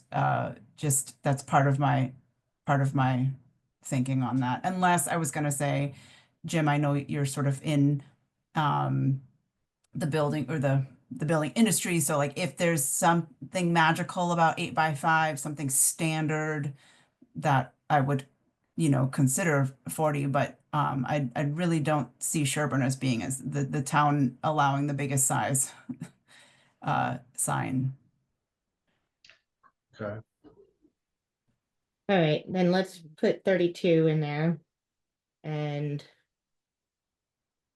as a footnote, I think the other concerns about wind loading and structural support are valid, but not within our wheelhouse either. But Steph, are you able to amend that to 32? If that's the board's preference. It seems to be. All right, so I'd like to, I make a motion to accept this language to regarding amending section 240-5.2.5A regarding exempt signs for the language to be inserted, provided following signs expressly prohibited by any constitution or law of the federal or state government, with the insertion provided that such signs shall be unlit and individual signs do not exceed 32 square feet. This size and lighting restriction does not apply to the flag of the United States of America. That's my motion. Is there a second? Second. Okay, any further discussion? Well, I guess I'd just point out that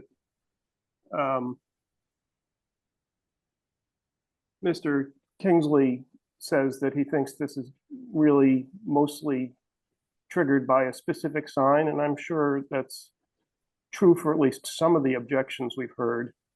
And so I just want to be clear that the effect of this is that specific sign would be exempted in for all time, but nobody else could ever erect a similar sign. Is that correct?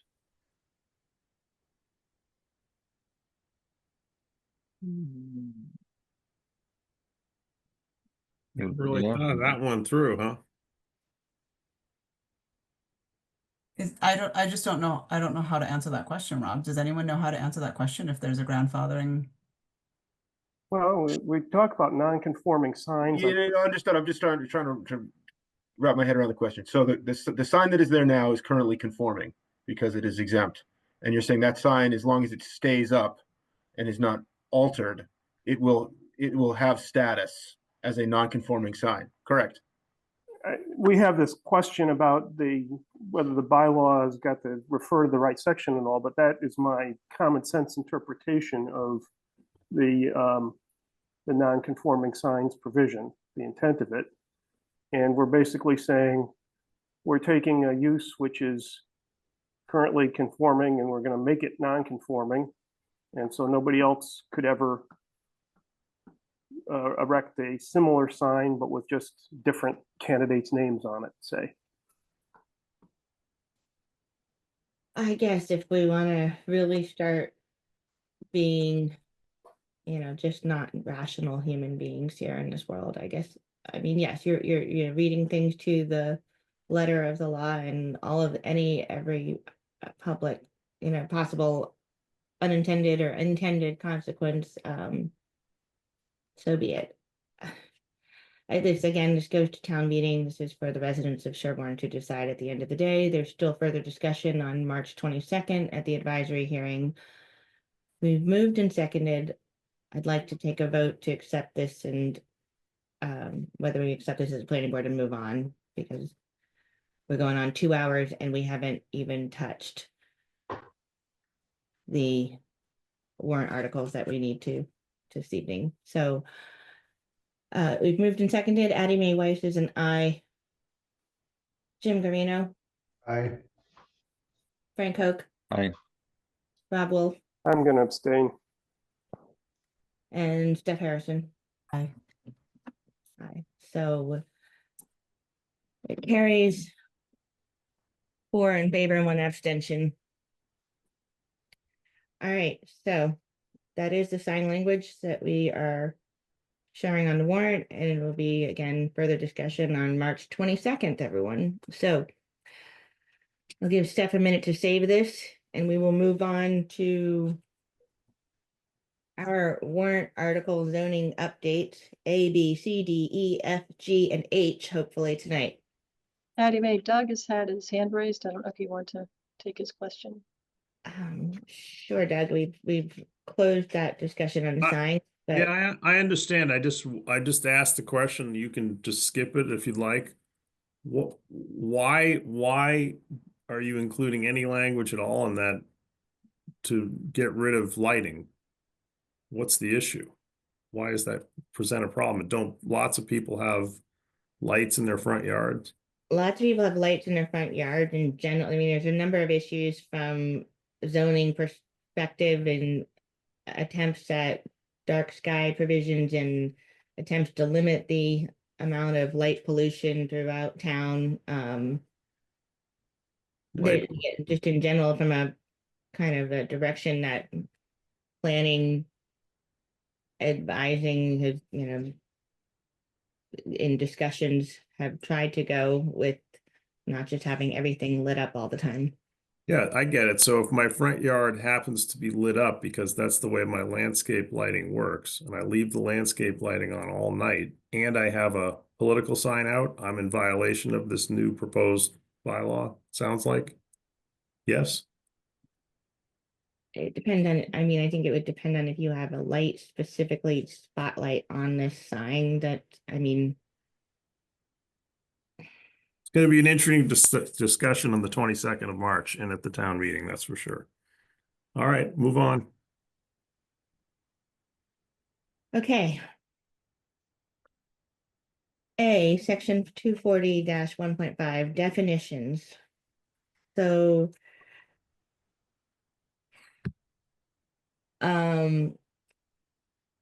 the first definition is prompted by the state. The town of Sherborn has an accessory built, let's see, my brain is rattled again with this one here. This is accessory buildings and uses. Sorry, this is not discussing ADUs. This is regarding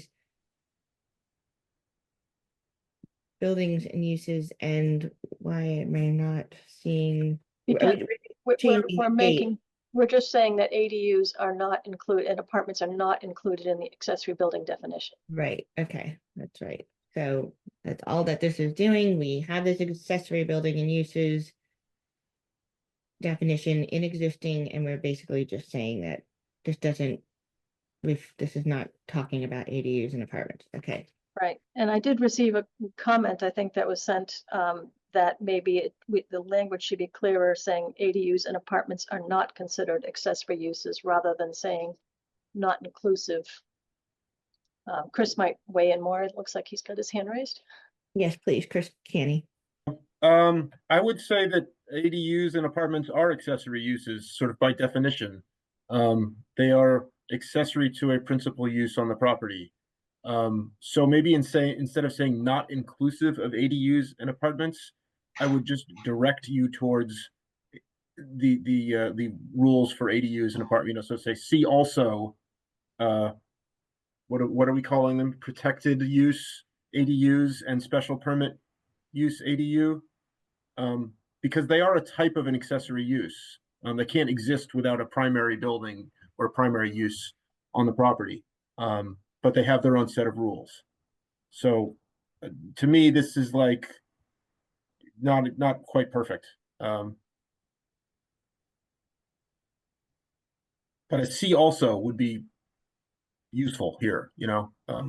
For C definition of, for C also. Yeah, I think what I'm hearing from you, Chris, is maybe for ADUs and apartments, see also, Yes. again, we just describe them in schedule of use regulations, which is not ideal. They're not defined in definitions per se, but we're not changing that systematically throughout the bylaw at this time. Right. So it would be C also schedule of use regulations, this section 240-3.2. And I think the definitions are also useful, since we're picking up a definition now for, well, we're changing apartment to special permit accessory dwelling unit. And we're picking up a definition for ADU. We could just reference those. You mean add into definitions? We already have that as an addition to the definitions. Sorry, I'm totally not clear on what you're suggesting, Chris. Just saying that I think we want to point the sort of user of this bylaw towards the correct sections when talking about ADUs and apartments. And the correct sections are both the definitions that we're adding for ADUs and also the use table. So when you say the definitions we're adding for ADUs, you're talking about the definitions within section 3.2, because we are not adding ADU definitions in 1.5 definitions. Isn't this in? I'm just looking at the thing we're working on right now. Yeah. And we've got a modification to definition number 2 for apartment, where we're changing it to now be called special permit accessory dwelling unit. And then No, aren't we that's adding a not in one. definition That's for not in ADU? 1.5, Chris. That's in Oh, sorry. That's in 3.2 3.2. schedule of use, right? Yes. So okay. So sorry. Yeah. Okay. okay. So this would have to say, and this is for ADUs and apartments, see section 240-3.2. Right? That's what you're suggesting would replace this language? Yep.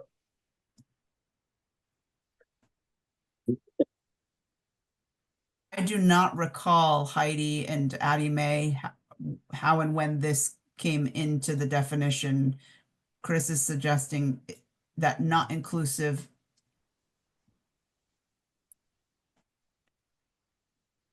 That it's more like it's more like additionally rather than excluding. Right. Right. Both of Additionally, those things are expressly accessory uses, and they shouldn't be exempted out of being an accessory use. They just have their own rules.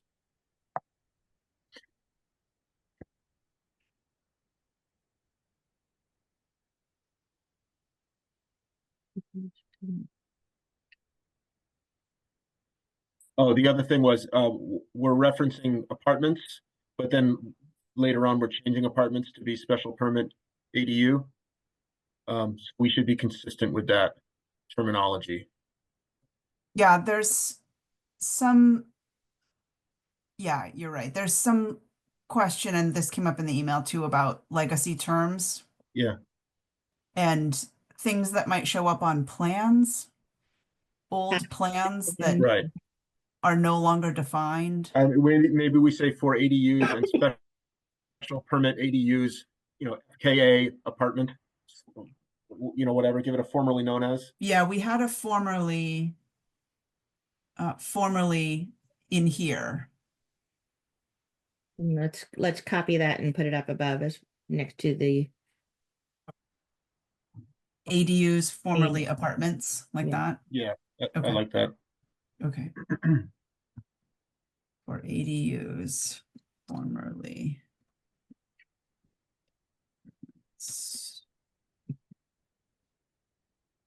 And sorry, I'll clarify one more time. Special permit accessory dwelling units is what we're calling the one that was formerly apartments. Right, for So special, it's like two things. So ADUs is a new one, and then special permit accessory dwelling units is the second one. That's the one that should say formerly apartments. So can you say for protected use and special permit ADUs and in parentheses formerly apartments, see section 3.2, whatever? Yeah. So I think you need to say both types. So for protected use ADUs and special permit ADUs, and then which is formerly apartments in parentheses for that, see section.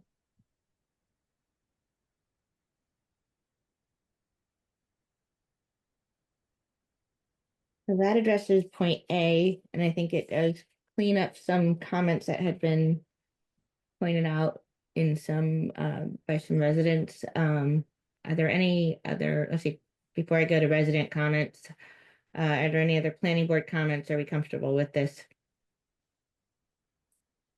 All right, hearing none, any resident comments? All right, hearing none, we vote to accept this language for our warrant article for A for section 240-1.5 definitions, a motion to accept. We're not done with 1.5 definitions, Addie May. Oh, right, we got, Yeah, sorry. I was gonna say, why don't you do the whole group? Do the whole thing, yep, okay, so we're moving on then. Now we're moving on to average finished grade, which the intent was to take into account scenarios where buildings topography varies and the overall height of the building falls within the 35-foot limits, but potentially because of ground slope, depend the current language makes use of some best building practice unreasonable, so or makes it unreasonable in regard to best building practices. I could talk about this one for a second, Addie May, if you want. Yes, please. All right, so the intent here was in the former version of this, each length of a side of a building, the height of the building was measured from whatever the lowest point was along the entire length of the building. And so you might have a building that's 100 feet long and 99 feet of it, the height of the building is at 10 feet, say, and at 1 foot of it, the height of the building is 10 feet below the other one. Anyway, you would be penalized by that 1 foot of extra low grade. So it sort of artificially lowered the height calculation for the building. So the intent here was to try to make it more of just a true average of what the grade is around the building, instead of measuring just the length of the entire wall multiplied by the lowest grade elevation. It was meant to take into account that there might be different sections of one wall that have different grades, and therefore you could average those out. I think there was some questions about if we remove the word lowest. There was a question about how, what are we measuring to? We can actually put the word lowest back in there as long as we add that section in there, where it's just to each wall section. It accomplishes the same goal, where instead of looking at a wall as one holistic thing, it lets us chop the foundation height into multiple sections to calculate our finished grade, if that makes sense. And then I guess if we removed lowest finished grade, does that also mean that we really should be moving? You could unstrike out lowest word low if you want to. It doesn't really matter. The calculation would be essentially the same. So there's 4 instances, you're saying those 3? And then Yeah. this one where we could not strike lowest? It sort of depends upon what you want to do. I thought getting rid of lowest just sort of made it clearer that we're just talking about the grade at each section. If we want to keep that language of calling it the lowest finished grade, it doesn't really affect how it's going to be calculated. But it's obviously a sort of a reference to the way it used to be calculated. I have a question that goes into maybe a painful amount of detail about how you would calculate this, but sounds in the limit we're doing calculus on the building, because let's just take the example of, let's say we have a square building and it's got, we're measuring everything, like, let's say there's a constant height foundation all the way around the building. So the foundation is at a given level height. And let's say at the front of the building, there's 3 feet of foundation of exposed, and it's on a slope. So at the back of the building, there's 13 feet of foundation exposed. So it's kind of clear what you do on those 2 sections. And let's say on each side, there's a slope, and it goes from 3 feet at the front to 13 feet at the back exposed. Are you just going to like measure the elevation at a point in the middle, which is roughly consistent with an average? No. What we used to do is measure it at the lowest point and multiply that by the entire length of the wall. So again, if you're 13 feet at the back, you would go 13 feet, right? And so you would get sort of penalized by having that low point on that side wall. The idea now is that you can divide the wall into sections and essentially step the grade down, so that, if you've got 80% of the wall is at 3 feet, but 20% of the wall is at 13 feet, you're only counting that extra drop for the portion of the wall where it drops down. Does that make sense? Which is really how like the building code treats height as well, and most other town bylaws that are not Sherborn. Yeah, I'm just saying, like, if there's, let's say there's a smooth gradient, so it's just like a slanted line. Yes. Mathematically, you would just pick the point in the middle and say that's equivalent to dividing. Right. Yes, and you could do that, but usually that's not the case. Usually there's some amount of a level area followed by a slope, followed by another level area, whatever you may have, or you may have a series of steps with retaining walls or things like that. If I recall, this was specifically like about like walkout basements and drive under garages really yeah. impact how tall of a house you can build. Walkout basements really impact how tall of a house you can build. And sometimes the walkout is not that big, and yet it has a great impact on what the height can be measured to. So just by cutting it up into sections, and it's sort of like, what's your minimum section width? Is it 10-foot increments? Is it 1-foot increments? Is it 1-inch increments? It depends upon what the slope of the thing next to it is. But it's all calculatable. But in terms of your calculating of building height, does it work to remove the word lowest and to keep the changes that we've added here? Word lowest doesn't change much, because we're adding the word section that lets us look at a wall as more than just one big length. We can break it up into smaller lengths. So we can the fact that it says lowest doesn't really matter. So if we want to retain more of what the old bylaw was, it's okay. Yeah. And it really wouldn't change what you're doing, which is what we have right now. Right. So yes, if you want to retain the most of the old bylaw, just adding those 2 instances of the word section, I think, solves a lot of this problem.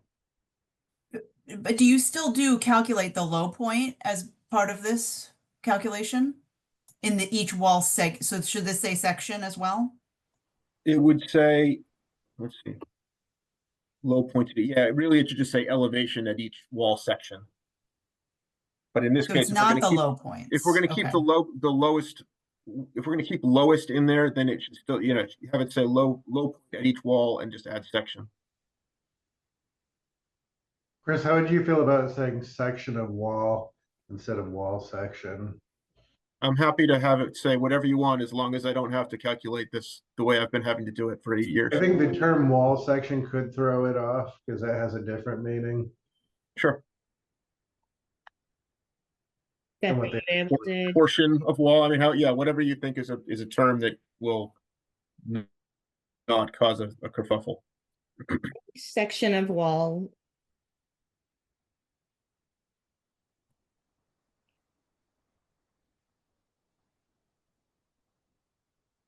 Can I get a word in here that might help?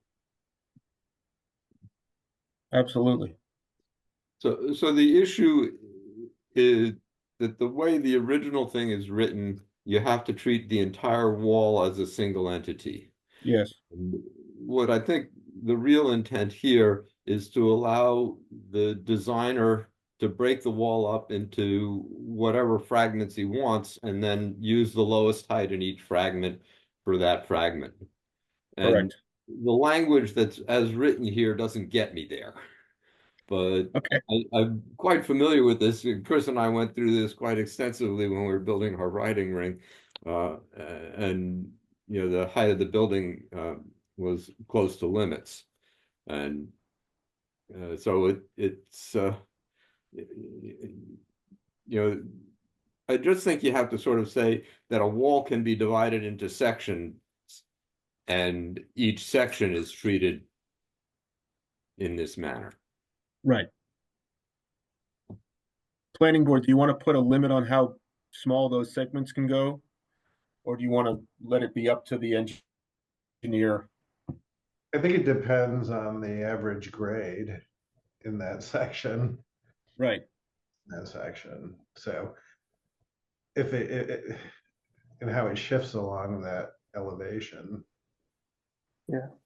But I guess it's very flexible right now because, and I could see, I like keeping the word lowest in there because right now we could get into an argument if the building inspector wants to do it one way and the applicant wants to do it another way. So again, if I have a wall that is a gradient from 3 feet down to 13 feet, I could say, oh, well, I'm going to treat the whole thing as one section. And I'm going to pick the elevation from the 3-foot point as my elevation point. It doesn't specify what point it has to be. So I think, you know, I'm okay with them breaking it into as many sections as they want to minimize the, you know, the impact, but I don't want them to hide.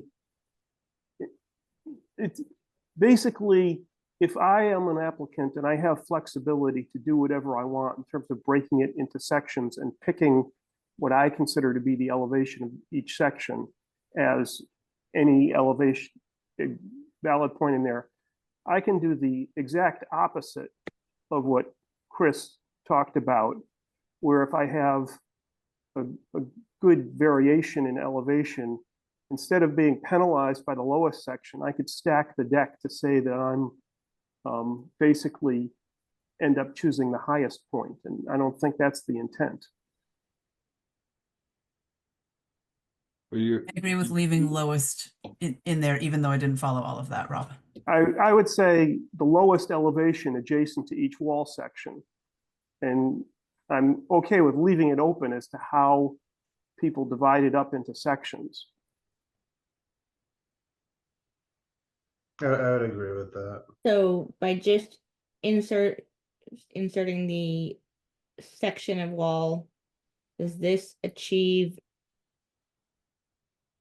a solution to the challenges that you've been dealing with for 8 years, Chris? Again, I think this would make a big difference. Where's Mike Newman? Yeah. I would suggest that you start the thing out by saying a wall may be divided into sections, period. The average mean, and you basically leave it all the same after that. Right. And but just to and put then that out there, section is the elevation of the section is defined by the lowest elevation of that section. Yeah, that works for me. Okay. That seems to address concerns. I like this. I don't know if that's the right place to put that. Okay. Hold on a second.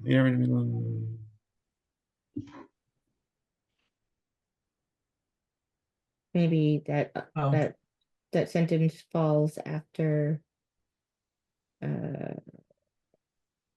each section of the wall, comma, a wall may be divided into sections Put that first. to, Yeah, Put that no, it needs to be out front. I'm just trying to figure out if there's a better way. right before the word the. It's awkward to me there, but I'm not. Yeah, well, because the first sentence is sort of defining what we're trying Mhm. to accomplish here, and then it goes But on what to if tell we you how to do say- it. Adjacent to each section rather than all the exterior walls.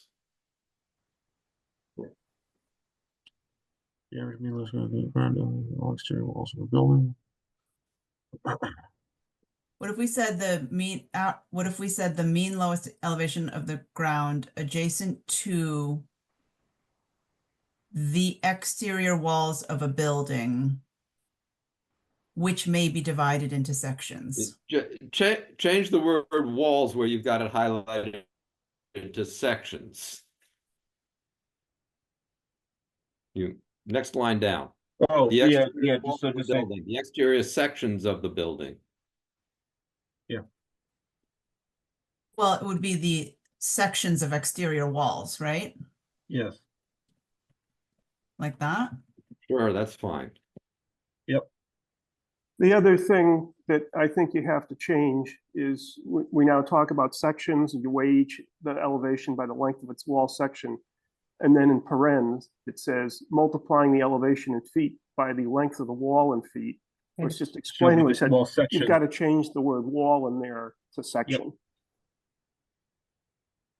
Now, do you want me to make a new diagram that includes something that uses this section approach? please. Okay. Do we need a definition of how long a section is?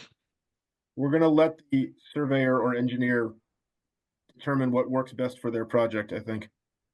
If they break it up infinitely, you just get to the average of the wall. Steph went to MIT. She knows calculus. Okay. I think this looks good. Nice, with the exception of not having an updated diagram. But the language will reflect that we have here, the diagram will reflect this language. I'd like to move on, if everybody's okay with that. Okay. Is there something I missed? No, can we approve without a diagram? I mean, like, so Chris, I'm assuming you'll make a diagram that's like B and B prime, or like 10 feet and 40 feet or something like that. And then your calculation. Exactly, something like that. But yeah, like, I wasn't voting because we still have. No, I know. Other areas of this, of point A that we haven't gotten through yet under definitions, so okay. I would vote as a board when we get through the full part of A. You can also vote the diagram next week. Okay. Okay, cool. That's helpful. Okay, so then moving on. I'm sorry, I still have one question for Chris, because I hadn't quite appreciated the final sentence of it. So the elevation, then, when we're talking about this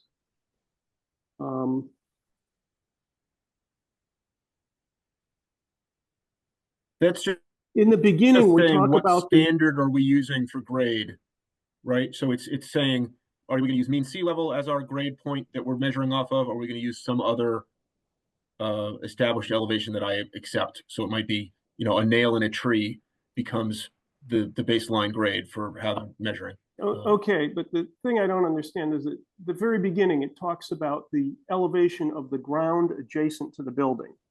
Yes. So to me, that's kind of a pretty obvious meaning. It's whatever gradient is established, and it can be changed by grading and during the construction process. But then you say the elevation figure may be the height above mean sea level, elevation relative to the top of the concrete foundation. It just has to refer to some fixed elevation as a benchmark. right? So. Yeah, that's what this is trying to tell us, is that we're using some standard to measure off of, whether it be sea level or some other fixed point, so that I can make my determination of what the height is. Okay, but what we're basically saying is if it's 35 feet from the actual ground to the top of the building, that's really what you're saying. And if you're saying I can be measuring that relative to sea level, and I'm going from 145 to 180 feet above sea level, or I can be saying I'm relative to a pin in the the sill, in which case maybe I'm going from -3 to +32. Yeah. But in any case, I'm not looking at just the height above the foundation. No, we're looking at the Okay. height from the grade related to the, again, this is all in the building height definition, but yes. Okay, I just wanted to make sure that that's what we're measuring. Okay. I mean, I guess you could add nav D88 to that as a. I think there's enough examples. There's an infinite list that we could put into that sentence, but It's commonly used. Yeah. Okay. Moving on. So this paragraph, I'm going to just delete this. This paragraph had this keep highlighted. This was sort of just an oversight. So I think the proposal here is that actually there were some changes proposed. They were removed. The keep somehow stayed in here. There's no changes proposed to this for this particular bylaw. So the proposal here is to strike this entire section from the bylaw because no changes are proposed. From our town meeting article. Right, from the updates, not from the bylaw. From the Keep warrant the- article. Right. Yes, thank you. So to strike this from the warrant article because no changes are proposed to the bylaw. Correct. Any public comment on that? Can we just delete? We can delete because we're not discussing it. It's not up for discussion. It's not being changed.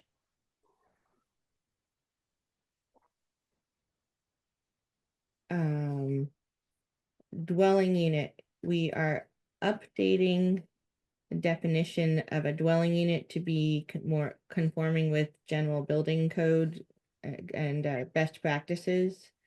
And the recommendation of our building inspector, who lives and breathes this, is a dwelling unit, a single housing unit providing complete independent living facilities for one or more persons, including permanent provisions for living, sleeping, eating, cooking, and sanitation. These came from state building code. This is actually directly out of the accessory dwelling unit CMR. Okay. 760 CMR 71. I can't turn that noise off.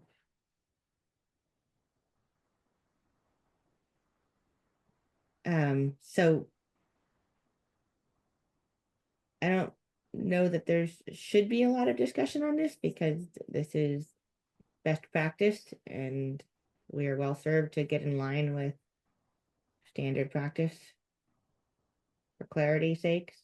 So unless anyone else has a question on this. I would like to propose adding 2025 into the list of amended dates. So I just did that right now. I think that was just missed. So that's the only change I would propose. Okay. Okay. And then here I think we're proposing to strike this because we're leaving the lowest term, Yes. the term lowest in Yes, there. so you can delete this from the warrant. Yep. Everyone's good with me deleting this replacement? Okay. Yep, and so the diagram gets deleted and also And just the replacement wording got deleted. the word lowest, okay. Oh, Up I above. didn't even see this. Okay. So this would not be stricken anymore.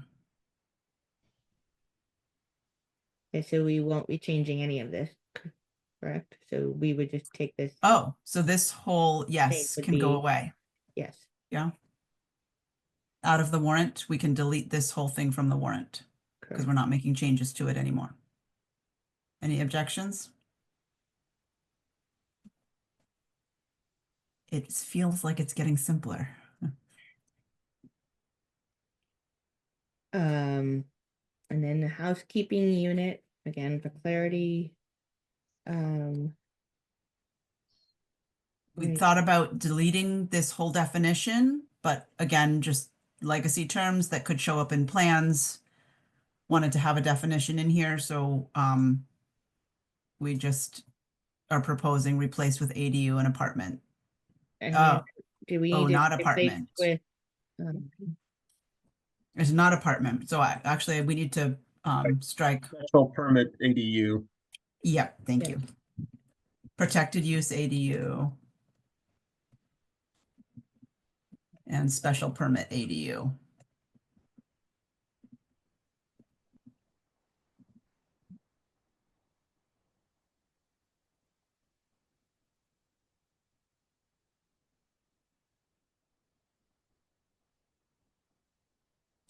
We need to do similar things here. This should be excluding protected use ADUs, special permit ADUs, formerly apartments, and housekeeping unit. Now, Formerly apartments and housekeeping units. I have a question about this one. We've added in the table a section for two-family dwellings. But this multi-dwelling encompasses two and more. So the question is, does this now need to become three and more if we're going to have a specific two-family? I think we did say 3 or larger for multi-dwellings down here. So yes. Okay, so we need to update that. But is it, and this is a question, where am I? Is it excluding ADUs? Yes, we don't consider an ADU or a special permitted apartment or housekeeping unit to be a multi-dwelling. So if it's two, so if you had two primaries and an ADU, how would that count? It's a great question. Under the building code, it's a three-family. Under zoning, it's a two-family with an ADU. Yeah. Things are getting weird in zoning land.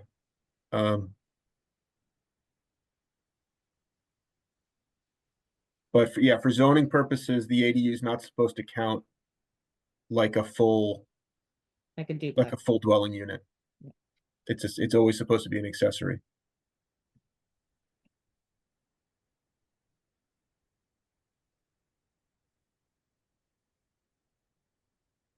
So this, okay, so this would say excluding, and I'm just going to throw this out there, protected use and special permit ADUs, formerly apartments and housekeeping units. Yep.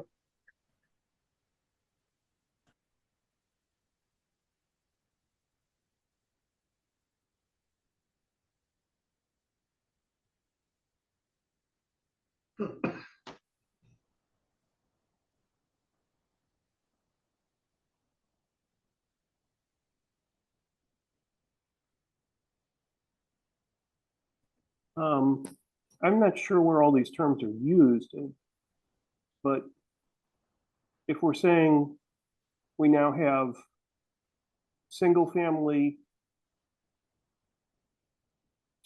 then two family, and then multi-dwelling are all separate categories. And two family is not just a subset of multi-dwelling. Two families used to be part of multi-dwelling. We then realized that the open space residential subdivision section of the bylaw specifically allows duplexes only as its own weird category, and we didn't have a table that allowed two families as a standalone. And so, of course, you don't want to say you can do multi-dwellings because that encompasses more than 2 units. Anyway, it spurred a lot of changes to sort of clarify that we have certain circumstances where 2 families are allowed, and we have certain circumstances where multi-dwellings are allowed, and that they're different things. And under the building code, they are different things. You follow a different code book to build them. So it's yeah, it's a little confusing. It's confusing, but at least it's consistent with, it's not just Sherborn making this up, it's a standard Right. across the board use building code guidelines, other towns using these similar guidelines. The goal of these updates is to provide clarity and standardization.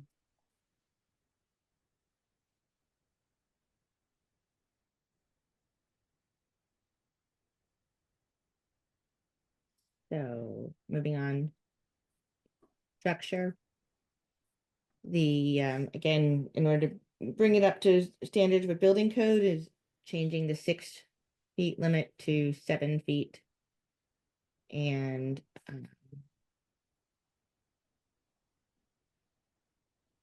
adding patios at grade or driveways to the definition for structure.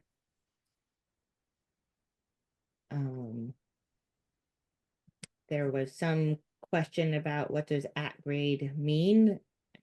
I thought that was a fairly standard term, but I don't know if it's not. I'm gonna lean on Jim and Chris, who are in the industry, if there's anything else or any other way to clarify. Right. I mean, my intention with this was just to say, you know, paved type structures like patios that don't stick up above the ground generally wouldn't be considered a structure that you have to measure a setback to, right? And I think we've kind of always enforced that if you have like a pool deck around your pool, we're not considering the paved area around the pool to be a structure. We don't, but it's been a question. Okay, can I elevate my patio to be 3 feet above grade? Well, to me, that starts to read more like it's a deck, in which case it's more like a structure because it sits up above the ground. So the intent here was to say, it's a kind of a structure, but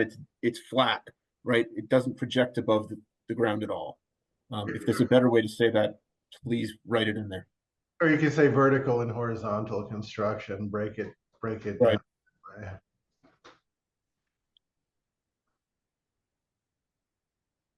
down. So then, I mean, I guess doing patios at grade or driveways or before patios at grade or driveways, do we insert horizontal construction? Or other horizontal construction.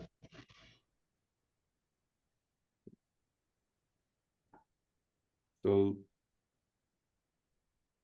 I guess my question is, what if they want to do a deck set flush to the ground? Do I consider that a structure? It's got footings, it's got framing, it's got all this other stuff, but it's constructed right at grade. I don't know. I kind of love the idea of keeping it limited to like patios, and not just like generically all horizontal construction. Right.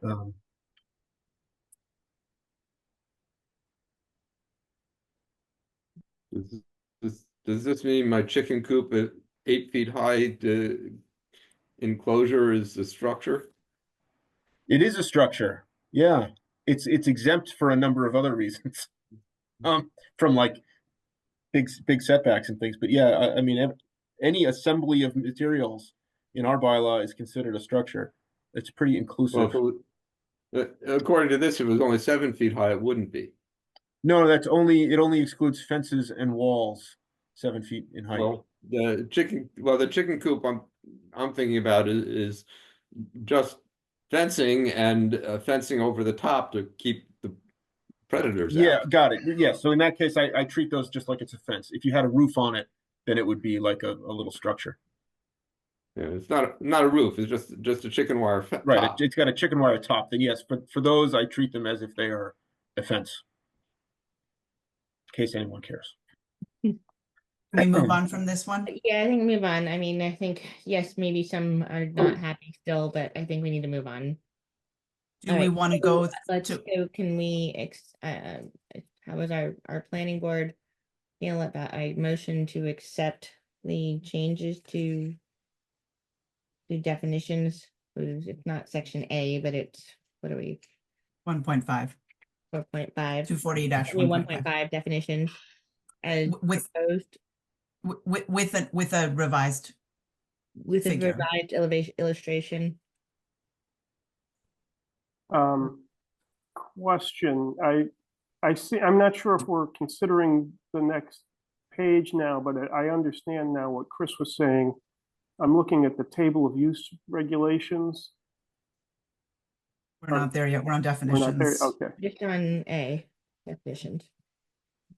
Okay, so I've made a motion, is it, can anyone second accepting this? Second. Okay, moved second. All in favor of the language that we have here with the amended illustration. Addie Mae West is an aye. It's the meeting. Jim Garino, Aye. It's me. Rob Wolf, Aye. Frank Hoke, Aye. and Steph Harrison. Aye. Okay, so we've done A. Moving on to B. 2.1, classes of district. This is where we've had a number of different classes, but they weren't all listed, I believe, in our zoning, and so we are correcting things to make sure that every class that we have discussed is listed. So residence EA, which was added in 1991, we're correcting we're adding those dates that it was amended. It's an edit. This work was already done. We're not actually adding EA, that's already done. Residence M, we're adding the clarification and we're leaving it listed so that it's there for legacy purposes for past decisions. So if someone sees it marked on a decision, they'll know what the heck residence M or district M means. It was changed to EA in 2008. And that is it. That's all we're changing here on these classes of districts in this section of the language. Then we have overlay districts. Again, we have a number of overlay districts which were not listed out. They were done a while ago, with exception of the multifamily overlay district that is being presented at town meeting this year. But for general purposes of making sure that all of our references are available for anyone looking at our zoning bylaws to be able to find the information that they need, we are updating to make sure that information is here because it's lacking. So that's all that this is doing. We're making sure that the wireless communication overlay district is listed here, and that the previously passed large-scale ground-mounted solar voltaic facility overlay that was added and amended in 2023 is listed. So that's all that's happening in B. Is there any need for further discussion on B or any questions? All right, seeing none, I make a motion for the planning board to accept this language for the warrant article for section for our point B 2.1 classes of districts. Second. Moved and seconded. And I'll take a vote. Addie Mae Weiss is aye. Jim Garino, Aye. Rob Wolf, Aye. Frank Hoke, Aye. and Steph Harrison. Aye. Okay, moving on to point C or for discussion this evening. This is 240, section 3.2, the schedule of use regulations. And here is where we are. The state is working on a mandated by right accessory dwelling unit definition. The state has not completed their bylaw language, but we have enough information to know that when the state does complete its information, its bylaw, in order for us to maintain our existing ADU bylaw for anything greater than the 900 square feet, we need to make a distinction and update our what we call our permitted by accessory dwelling unit. So we are inserting the language to allow with a single family home. There's The single family home one is unique because the definition of single family home seemed to be erroneous in that it said it's a single family detached dwelling containing one apartment. And not every single family home contains one apartment. So this amendment is actually just to clarify that a single family home contains up to one ADU and then I'm proposing the new terminology that we've been using in the other things to switch to that. So I'm going to delete ADU apartment or housekeeping unit. Thank you. So now it would say containing up to one ADU, formerly apartment or housekeeping unit. We should be careful on that because if I'm reading the ADU law correctly, if you have an existing special permitted ADU, as we're going to call it now, the new state law would say by right you could add another protected use ADU to the property. And it's still considered a single family? And it's still considered a single family, even though the building code would not consider it that way.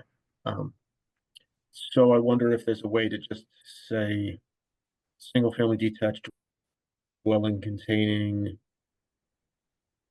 I really wish we had the principal dwelling as a defined term in here because it's kind of a great place for it, containing, one principal dwelling and any permitted accessory dwelling units or something like that.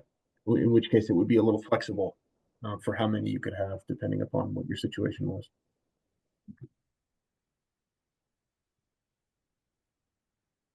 I mean, would the single family home, the way we have it defined, be the same as the way building code recognizes principal dwelling? No, that wouldn't. Yeah, because the building code doesn't talk about principal dwellings. This is where we have a major disconnect. The building code doesn't really deal with ADUs. It just treats them like it's a two-family. But for zoning purposes, the new ADU law creates the concept of a principal dwelling and then an accessory dwelling, which would be nice to have in our bylaws, but I think that's kind of there's a lot more that goes along with adding that language in there. That now until we get the final version of this, it's not worth adding yet. But that's kind of the concept, is that you have a principal dwelling and then you have these accessory dwellings. I just don't know if we want to say only up to one, because in certain circumstances, people might be allowed to have more than one. Could you say containing allowable? Yes, or permitted accessory units. Permitted might get confusing though. Right. What if we said single family detached dwelling together with ADUs, accessory buildings, blah, blah, blah. Yeah, so I that like the that. definition is just the single family detached dwelling. Right. All we're trying to say is that the ADU does not suddenly push you into being a multi-dwelling or some other thing. It's still considered single family zoned. But it's defined as part of a single family home. Yes. Right. So yes. So single family detached dwelling, comma, meaning one, that still's there. It could be more than one. Together with protected use and special permit ADUs, right? Mm-hmm. Comma, accessory buildings, including a garage, but not from one. Yeah, that works. Okay. We don't need the containing one. Yeah. Yep. Yeah.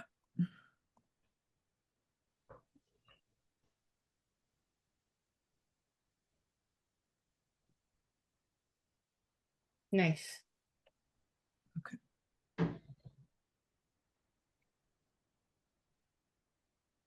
Okay.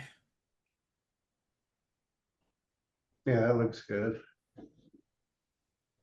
Then here's where we changed apartment to special, which was our previous 1,200 square foot ADU by special permit. We changed that to special permit ADU.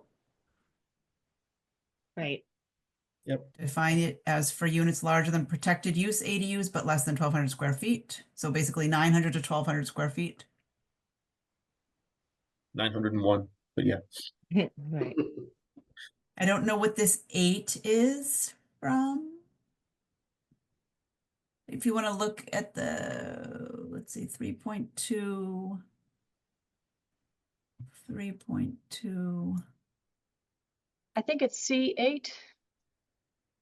It is C8. You're, Thanks, Jeannie.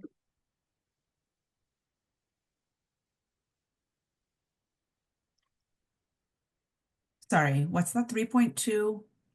C8. Oh, I see it. You're saying. I think it's B8. Oh. Oh, no, it is. You're right. Yeah, this is a condition of the special permit accessory dwelling units. Yeah, I thought it was just under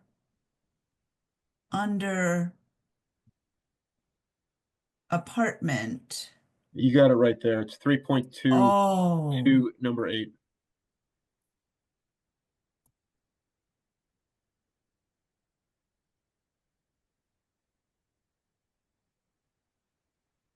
apartment, single family. Is this problematic?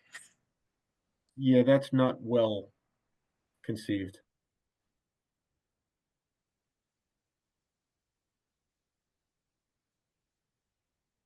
Additional housekeeping unit. But we can't change that because we didn't advertise it for the hearing, right? Got it. Could we Is- put it on for the next time? Yeah, who's keeping that list? Because we also need to, oh wait, we've changed the part above it. Single family home. Yes, we changed the apartment. We just need to also change A. I think it's A underneath it. But can we? So if we advertised, let me look at the hearing notice.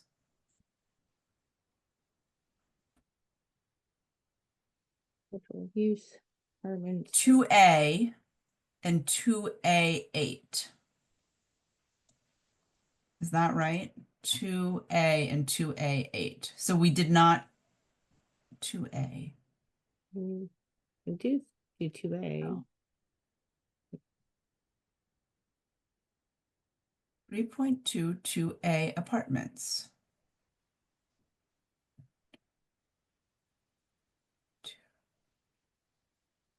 We should be able to correct. Yeah, fix because that. it's within the section that you said you're going to modify. Yeah. Okay. So 2.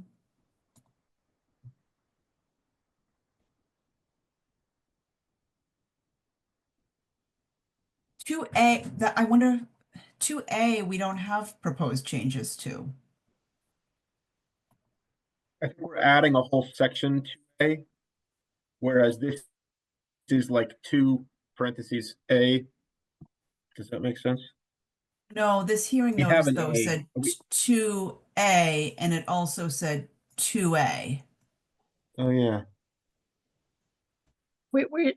The whole thing is we're amending 340-3.2 Schedule of Use Regulations.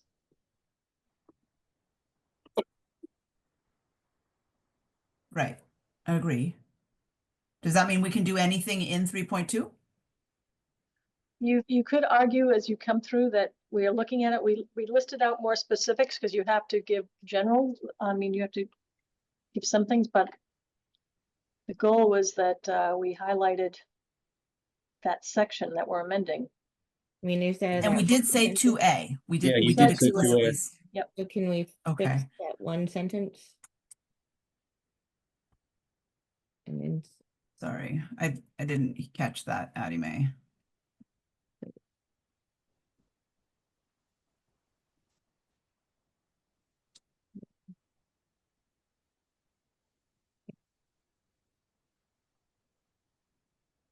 Okay, so We can amend For- anything in 2A, all those numbers. 1 through 8.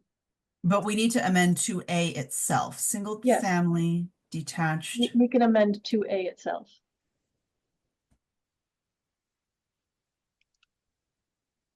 Together with accessory buildings containing.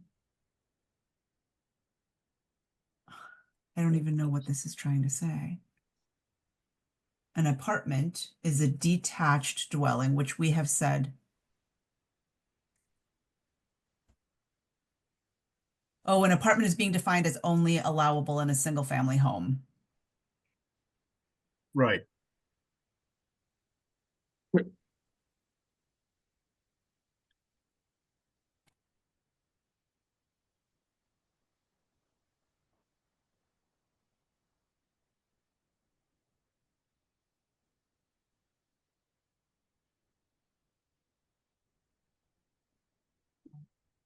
I think you want to say something like an accessory dwelling unit. Hold on a minute. I don't want to say the word accessory too many times here.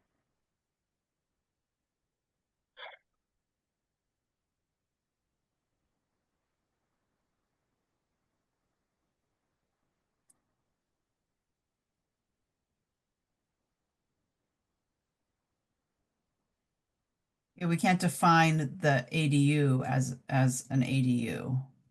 Right.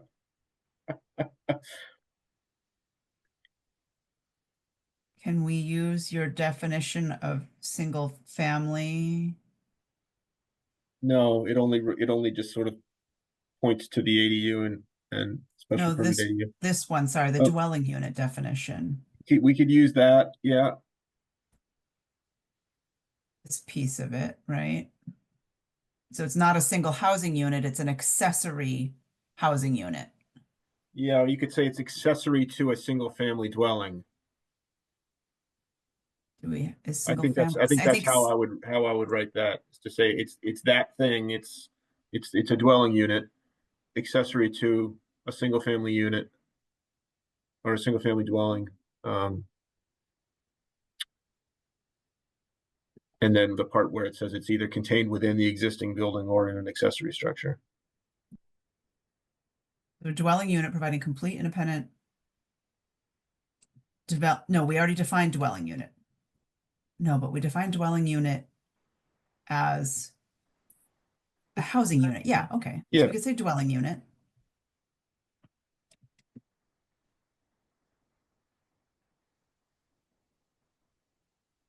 Accessory to a single family detached dwelling.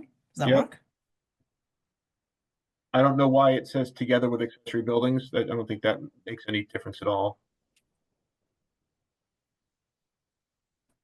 Provided. But we can say that it's contained in the dwelling or in an accessory building, Yeah. provided, and get rid of the one additional housekeeping. Contained, right? Not containing. Yeah.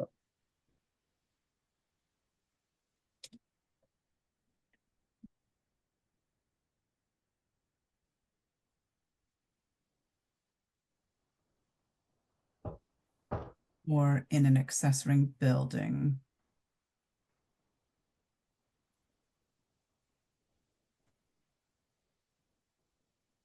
Okay. Dwelling unit.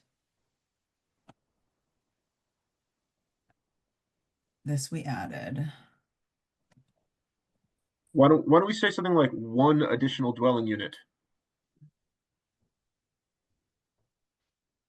Because in this case, we don't allow them to have more than one special permitted one.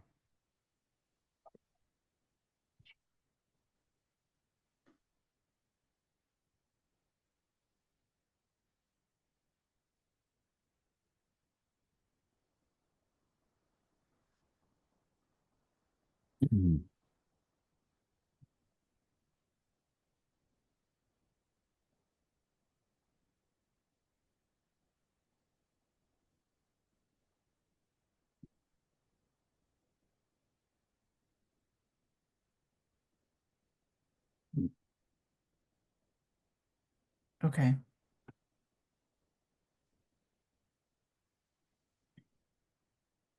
One additional dwelling unit accessory to a single-family detached dwelling contained in the dwelling or in an accessory building, provided. We say dwelling an awful lot of times in that sentence. We certainly do. Yeah. Because we don't have the primary Right. term defined.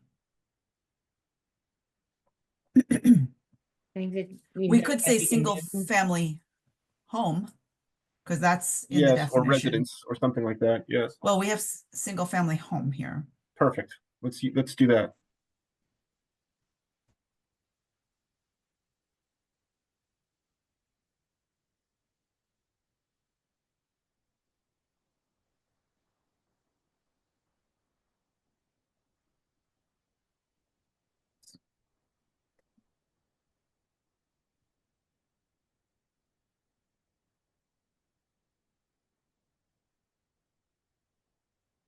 Contained in the home, right? Just to distinguish it from this dwelling.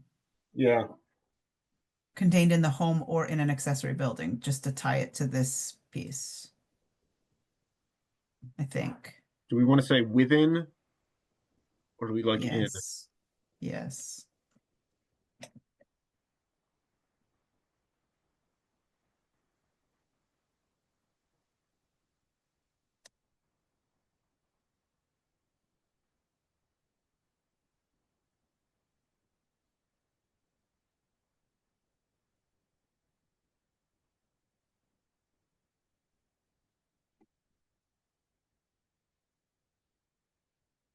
One additional dwelling unit accessory to a single family home contained within the home or in an accessory building provided.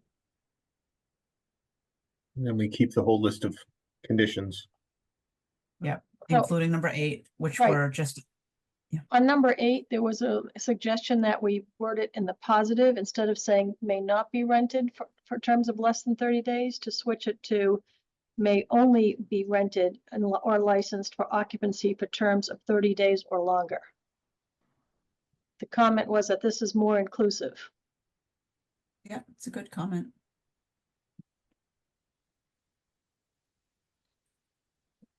Do people agree with that? I do. Um,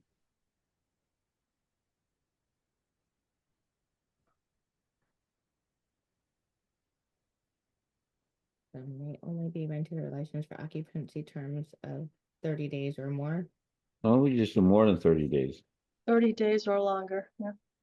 Yeah, Why more, 30, why 30 or why don't it just be longer than 30 days? More sure, than 30 days. sure. 31 days in several of the months. Well, if you say more than 30 days, it means you can't do 30 days. If you take 30 days or longer, you can do 30 days. I know, that's my point. What's the big deal with you do a 30-day or 31-day? Both 30-day months. Okay. Except for that you might have a month of only 30 days. Yeah, so if you did a month's rental, it had to be a month There's plus a also day, February that has 28. right? It's And you close say enough. 28 days.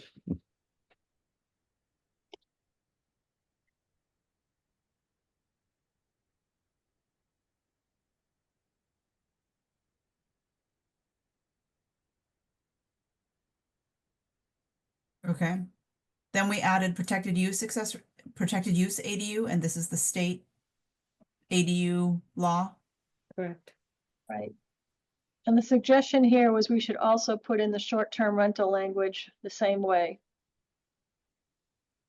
Because right now, this does not prohibit short-term rentals. Can we for the prohibit protected short-term use. rentals on a protected use ADU? I think you can.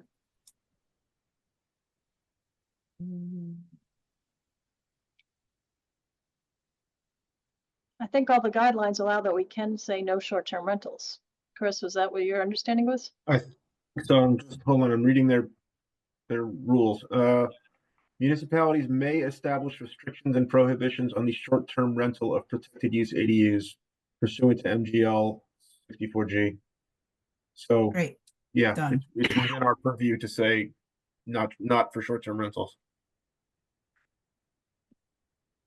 Done.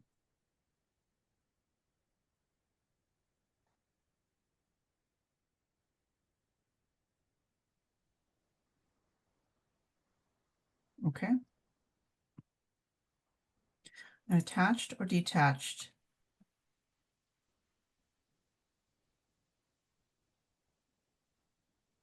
ADU that is located or proposed to be located on a lot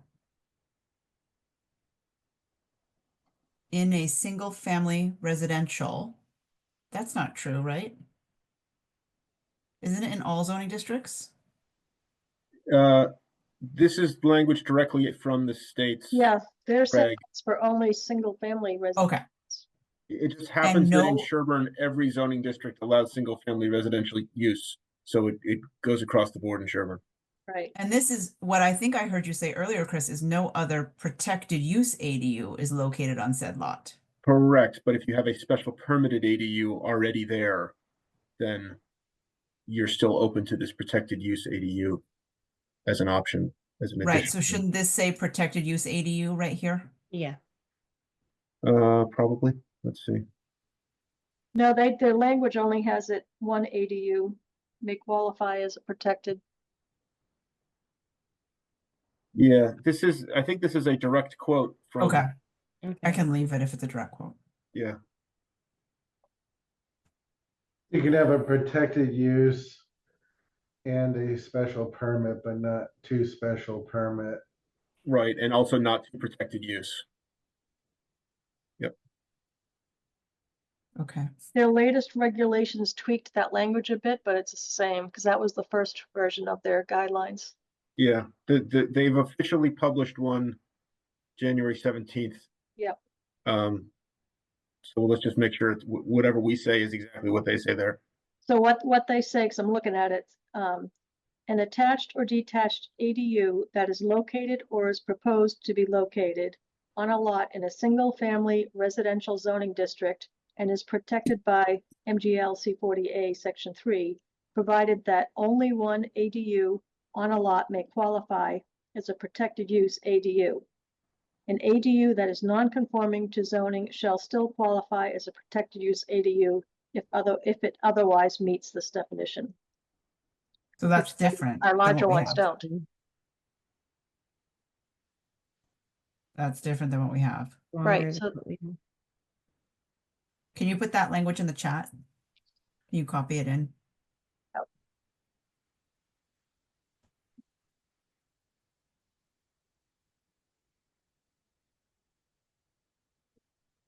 It's there. Okay, thanks, Chris. Located on a lot in a single family residential district. how did you get it there that fast? Single family residential Control C. zoning district. Yeah, and I'm looking at our paper. I was going to start typing it all in. And is protected by, Oh, I hate this. You can't copy out of a Zoom chat. I just remembered that. You can't like okay. Oh, you copy can't and grab paste, but I text? can, huh? You can't grab the text? Oh, man. I don't think you can. Can you email it to her, Chris? Yes. Or we can just read it carefully to you where you're at. GL's Is chapter protected 40, by section 3.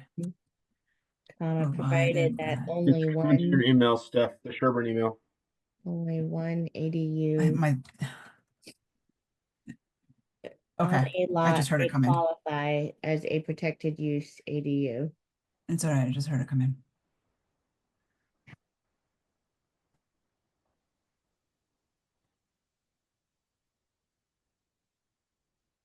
Okay. On a lot may qualify. As a protected use ADU.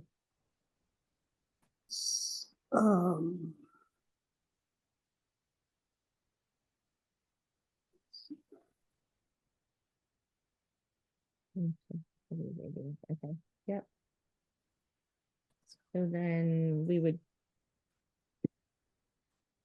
like, I thought there was more about only one protected use ADU. Oh, there it is.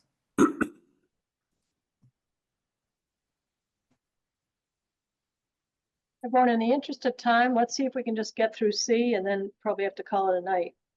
I'm sorry, I'm a little confused about what we just did.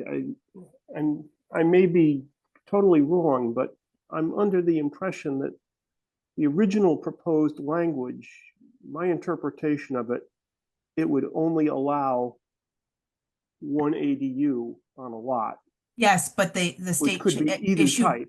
but the state issued new guidelines on January 17th. So we have to be consistent with the state requirements.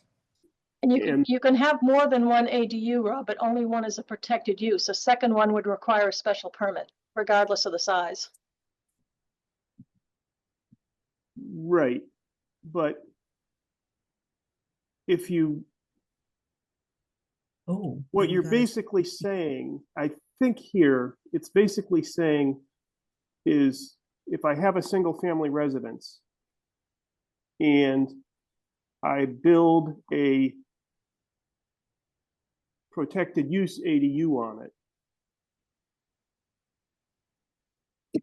I might not be able to add another ADU of any type. But if I build a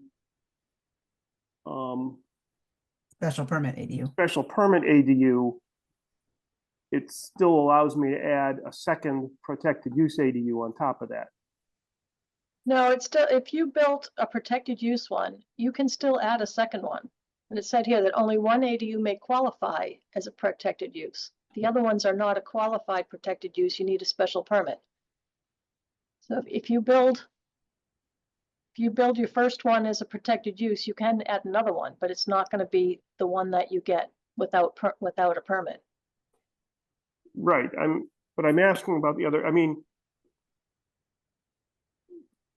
do we want to allow that, or could we restrict, and would it be legal to basically say you only get one ADU?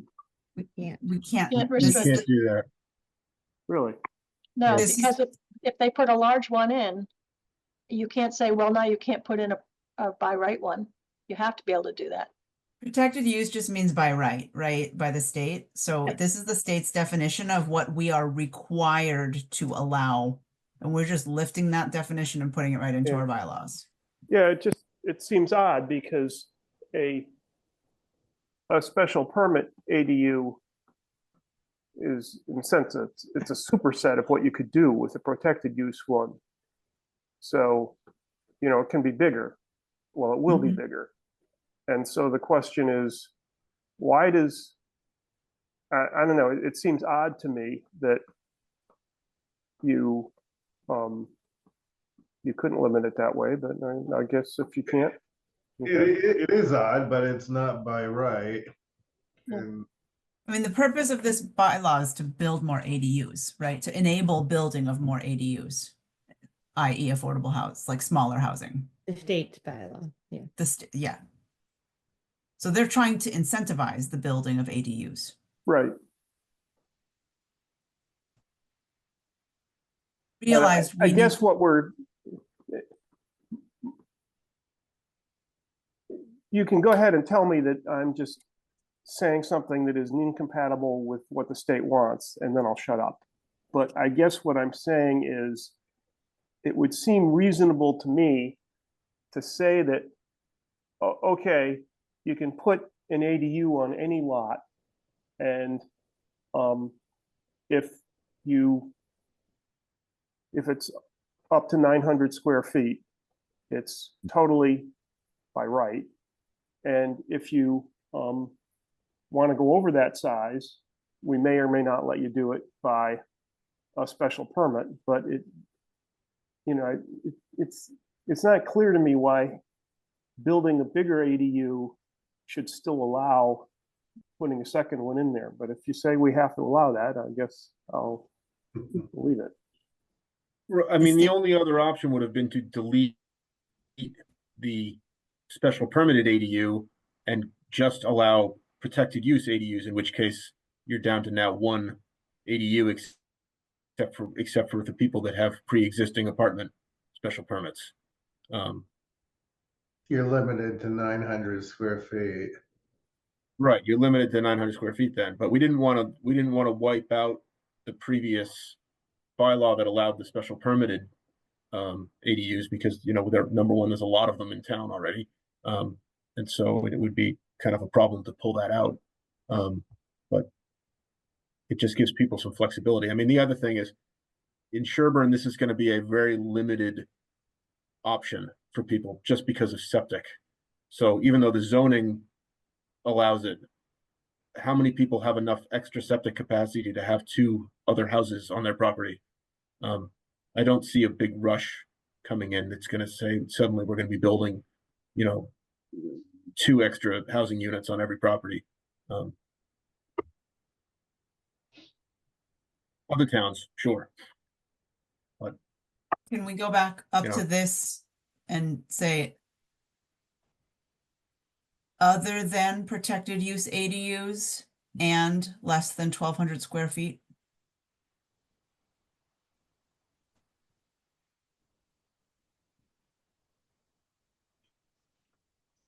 Confusing. I mean, we could put a clause in for the special permit ones to say, you know, you can't get a special permit on a property that already has a protected use one. I mean, if you want to, I don't know if that's, you know what I mean? It's like we can restrict the special permitted ones as much as we like. We can't touch this, like regardless of what we say about the protected use ones, the state law is going to trump our zoning. So we can't really mess with trying to restrict the protected use ADUs. The only thing we can restrict is the special permitted ones, but I think we talked about trying to not restrict them, just to clarify the difference between them and the protected use. Can you take the special permitted ADU and turn it into a protected use ADU if it only granted a larger size? So that if you granted a special permit ADU, you then automatically turn that into a protected use ADU that no longer requires a special permit once it's constructed. And then just treat it as a protected use ADU thereafter. Protected use ADU is maximum of 900 square feet, right? That would be had a protected after you had a special permit. Of up to 1,200 square feet. Right now, our bylaw has up to 1,200 square feet for ADUs, so we wanted to try and keep that up to 1,200 still in there. That's for the special permit ADU. What's the protected use ADU allow? Up to 900. 900. Right. So if you say that a special permit granted ADU no longer requires a special permit, it's now a protected use ADU. That's what it is saying, that you could do protected use without a special permit for up to 900 square feet. Right. But now what we say is if we granted a special permit, we will now treat this as a protected use ADU, regardless of the increased, regardless of the larger size relative to the. I don't think we want to waive special permit process at all. Well, once you granted a 1,200 foot special permit. No, because the state definition of protected use ADU is up to 900 square feet. Correct. So if we have a 1,200 square foot special permit ADU, that can't be protected use. The difference also is there's a residency requirement for our special permit ones, the larger ones, that the owner has to reside in one of the units. The by right ones up to 900 do not have that requirement. So we would have rentals all the time, and the planning board, when we talked about it, wanted to keep that ownership component for the larger units. But now you've opened yourself up to a third unit on that property. Only by special permit. No. Oh, if there's existing. The guy gets himself a special permit ADU. He's now got 2 units on his property. He's now entitled to another one. That's possible, but again, I think our Up to 900 infrastructure is square going feet, to so, limit. Right. so, Right, he's allowed so that, can you yes. prevent, can you protect against that additional one by saying, hey, once we granted you a special permit, the special permit's no longer required after that, and now it's just a regular, now it's just an ADU, which satisfies the state protected use ADU requirement because it's no longer needs a special permit. No, And if even though it's larger than 900, but you don't care about that because you've already granted that by the special permit process once. I But it doesn't believe, meet the I believe this definition. new regulation says you can't do that. That basically you can't roll together what was previously a special permitted one Yeah, and have that count as your ADU because the state wants new new, ones. It doesn't want to, take credit for existing ADUs. It wants to make you have new ones. And so again, even if our local zoning does what it says, you're still going to get what the state law lets you do. I think we need to move on. I think, this is state language and, fears of whatever fears or limits we might want. I think our infrastructure does it for us. For this next one, I already changed this to reflect the positive language. Okay.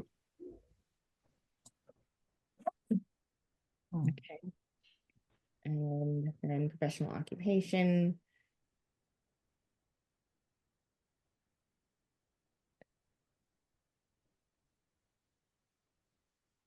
Do you want to walk through these? This was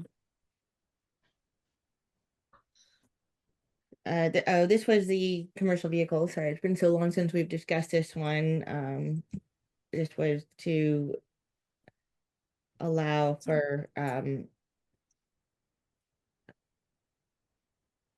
it was to bring in line things that were already happening, I thought. Chris had that one. right, and I thought it was to kind of make it so that the zoning board didn't have to do weird exceptions all the time. But now I'm looking at the language. I can't. Chris, can you help assist? Hold on a second. We- We're looking at which Are one? we Clarifying short-term rentals? achieving what we No, wanted to achieve? this one. Oh, professional occupation, sorry. Yes, so the zoning board has been kind of stretching the boundaries of what is allowed as a professional occupation, mostly for like outside storage and things like that. And so we wanted to add something that would actually let them do that, because right now it's kind of going against what the bylaw says when they issue those special permits that include outside storage or outside display or whatever it may be. So we just wanted to make sure that this gives the zoning board flexibility to approve outside features for professional occupations. Okay. Does that make sense? And this would be like Yeah. somebody that has a business where they have a piece of equipment like a backhoe or something like that, and they park it Or outside. van. Yeah. Right. Okay. It's basically sanctioning kind of stuff that this zoning board's been wrestling with already.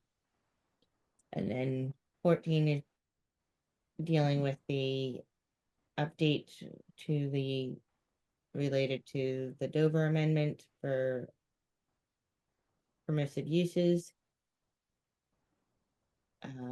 Taking out daycare from the private school restrictions or elementary school definitions, and so now we have, let's see, Adding its own permissive category. okay, its own, right, making it its own line of permissive use. And then we added 26 again. These are all just in definitions, right? So two-family dwelling duplex, this was to recognize the allowance in the open space subdivision because we didn't have it defined. It just provides the definition so that there's clarity and the distinction between multifamily of 3 or more units versus a duplex. And then we got multi-dwellings and the areas that are multi-dwelling, which is allowed. And 4, 5, 5, 6, and 5, 7 is 4, 5. It's open space. 5, 6 is residence EA, and 5, 7 is multifamily Multifamily. overlay. Yeah. Mhm.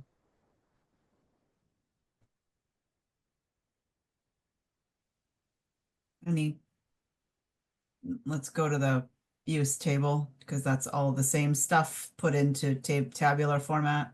right. So we broke out, changed apartment to special permit ADU. We have protected use ADU, which I realize now it's any single family residential. So that it maybe not is allowable across all of these. No, it's because it's any zone where you can build a single family residence either by right or by special permit, which is everything in Sherborn. Oh. Yeah. Okay. And then we broke out the daycare, childcare center to make that all allowable across the board. Yeah, because that's a protected use and it's allowed.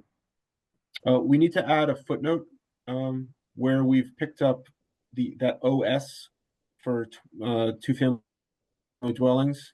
We need to Yes, say so what we OS have is. we have OS permissive. I have notes to add that into the footnotes here.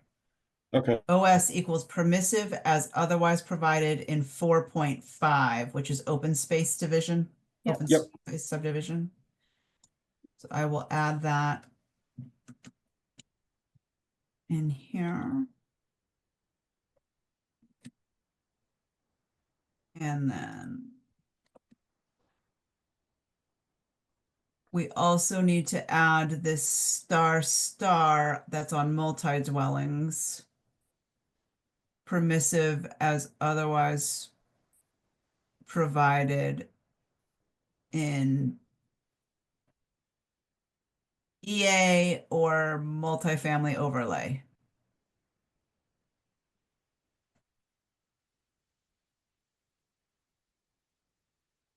Right?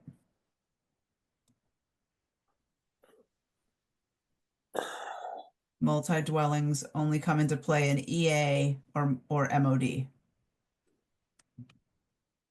Right, because it's 3 or more, so it's not open space, which is duplexes.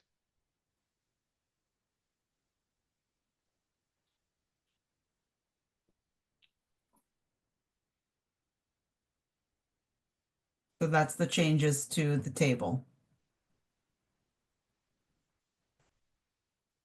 And that's it for 3 point,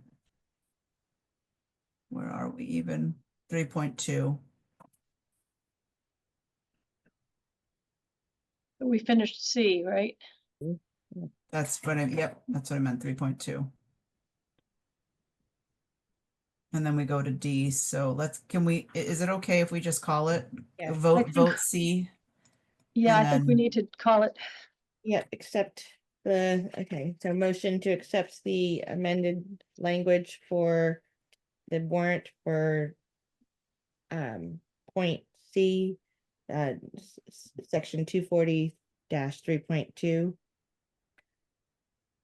Second, Okay, move second. All in favor, Addie Mae Weiss is aye, Jim Garino, Aye. Rob Wolf, Aye. and Frank Hoke, aye. Steph Harrison. Aye. And then I believe I need to make a motion to continue the hearing to 7:15 on Tuesday, February 4th. To further discuss D, E, F, G, H, and J, the floodplain district. Second, Move second, all in favor, Addie Mae Weiss is aye, Jim Garino, Aye. Rob Wolf, Aye. Aaron Coke, aye. Steph Harrison. Aye. Thank you. So the hearing has been continued to February 4th. And I believe the only other item is a motion to adjourn. Can I just review Wait. Yeah. the timeline for meetings quickly? Sure. All right, so February we'll have the 4th. And then February 11th, we'll have a hearing for Odessa. That is most likely going to get continued until March. But we still have to open the hearing to make sure we're within our time frame for starting. And I will be forwarding that. The next week is vacation week, so I was going to propose that maybe we only have the 4th and the 11th in February. Or our 2, if that's okay with people. Do not do the 25th. Yeah, Fine by me. I'm okay with it. I don't know, dying to have another meeting. Oh, I'm just dying. We're gonna miss seeing each other every week. we'll have them for a couple times. Okay, all right, thank you. All right. All right, so a motion to adjourn. for Oh, this by the evening. way, are they all gonna be Zoom? Yes, I think with yes, with the Odessa, well, the Odessa is going to be opened and continued to a later date in March, and then the February 4th is more of this language, and it's easier for us to work with the words in this fashion. So yes, fully remote. So any other questions? All right, hearing none, I make a motion to adjourn. Second. Moved in second. It's 10:19 p.m. A vote. Addie Mae Weiss is aye. Rob Wolf.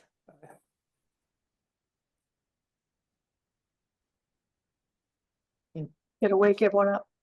Okay. Rob Wolf. I'm sorry, did you not hear me? Yeah, Yeah, I didn't hear you. Sorry. Jim Carino. Aye. Jeff Harrison. Aye. Frank Hoke. Aye. All right. Thank you, everyone. Thanks as always, Steph, for your excellent multitasking skills. Thanks, Have a good Chris, night. too, for all his help. Thanks, Chris, for everything. Appreciate it. All right. See you guys next week. Bye.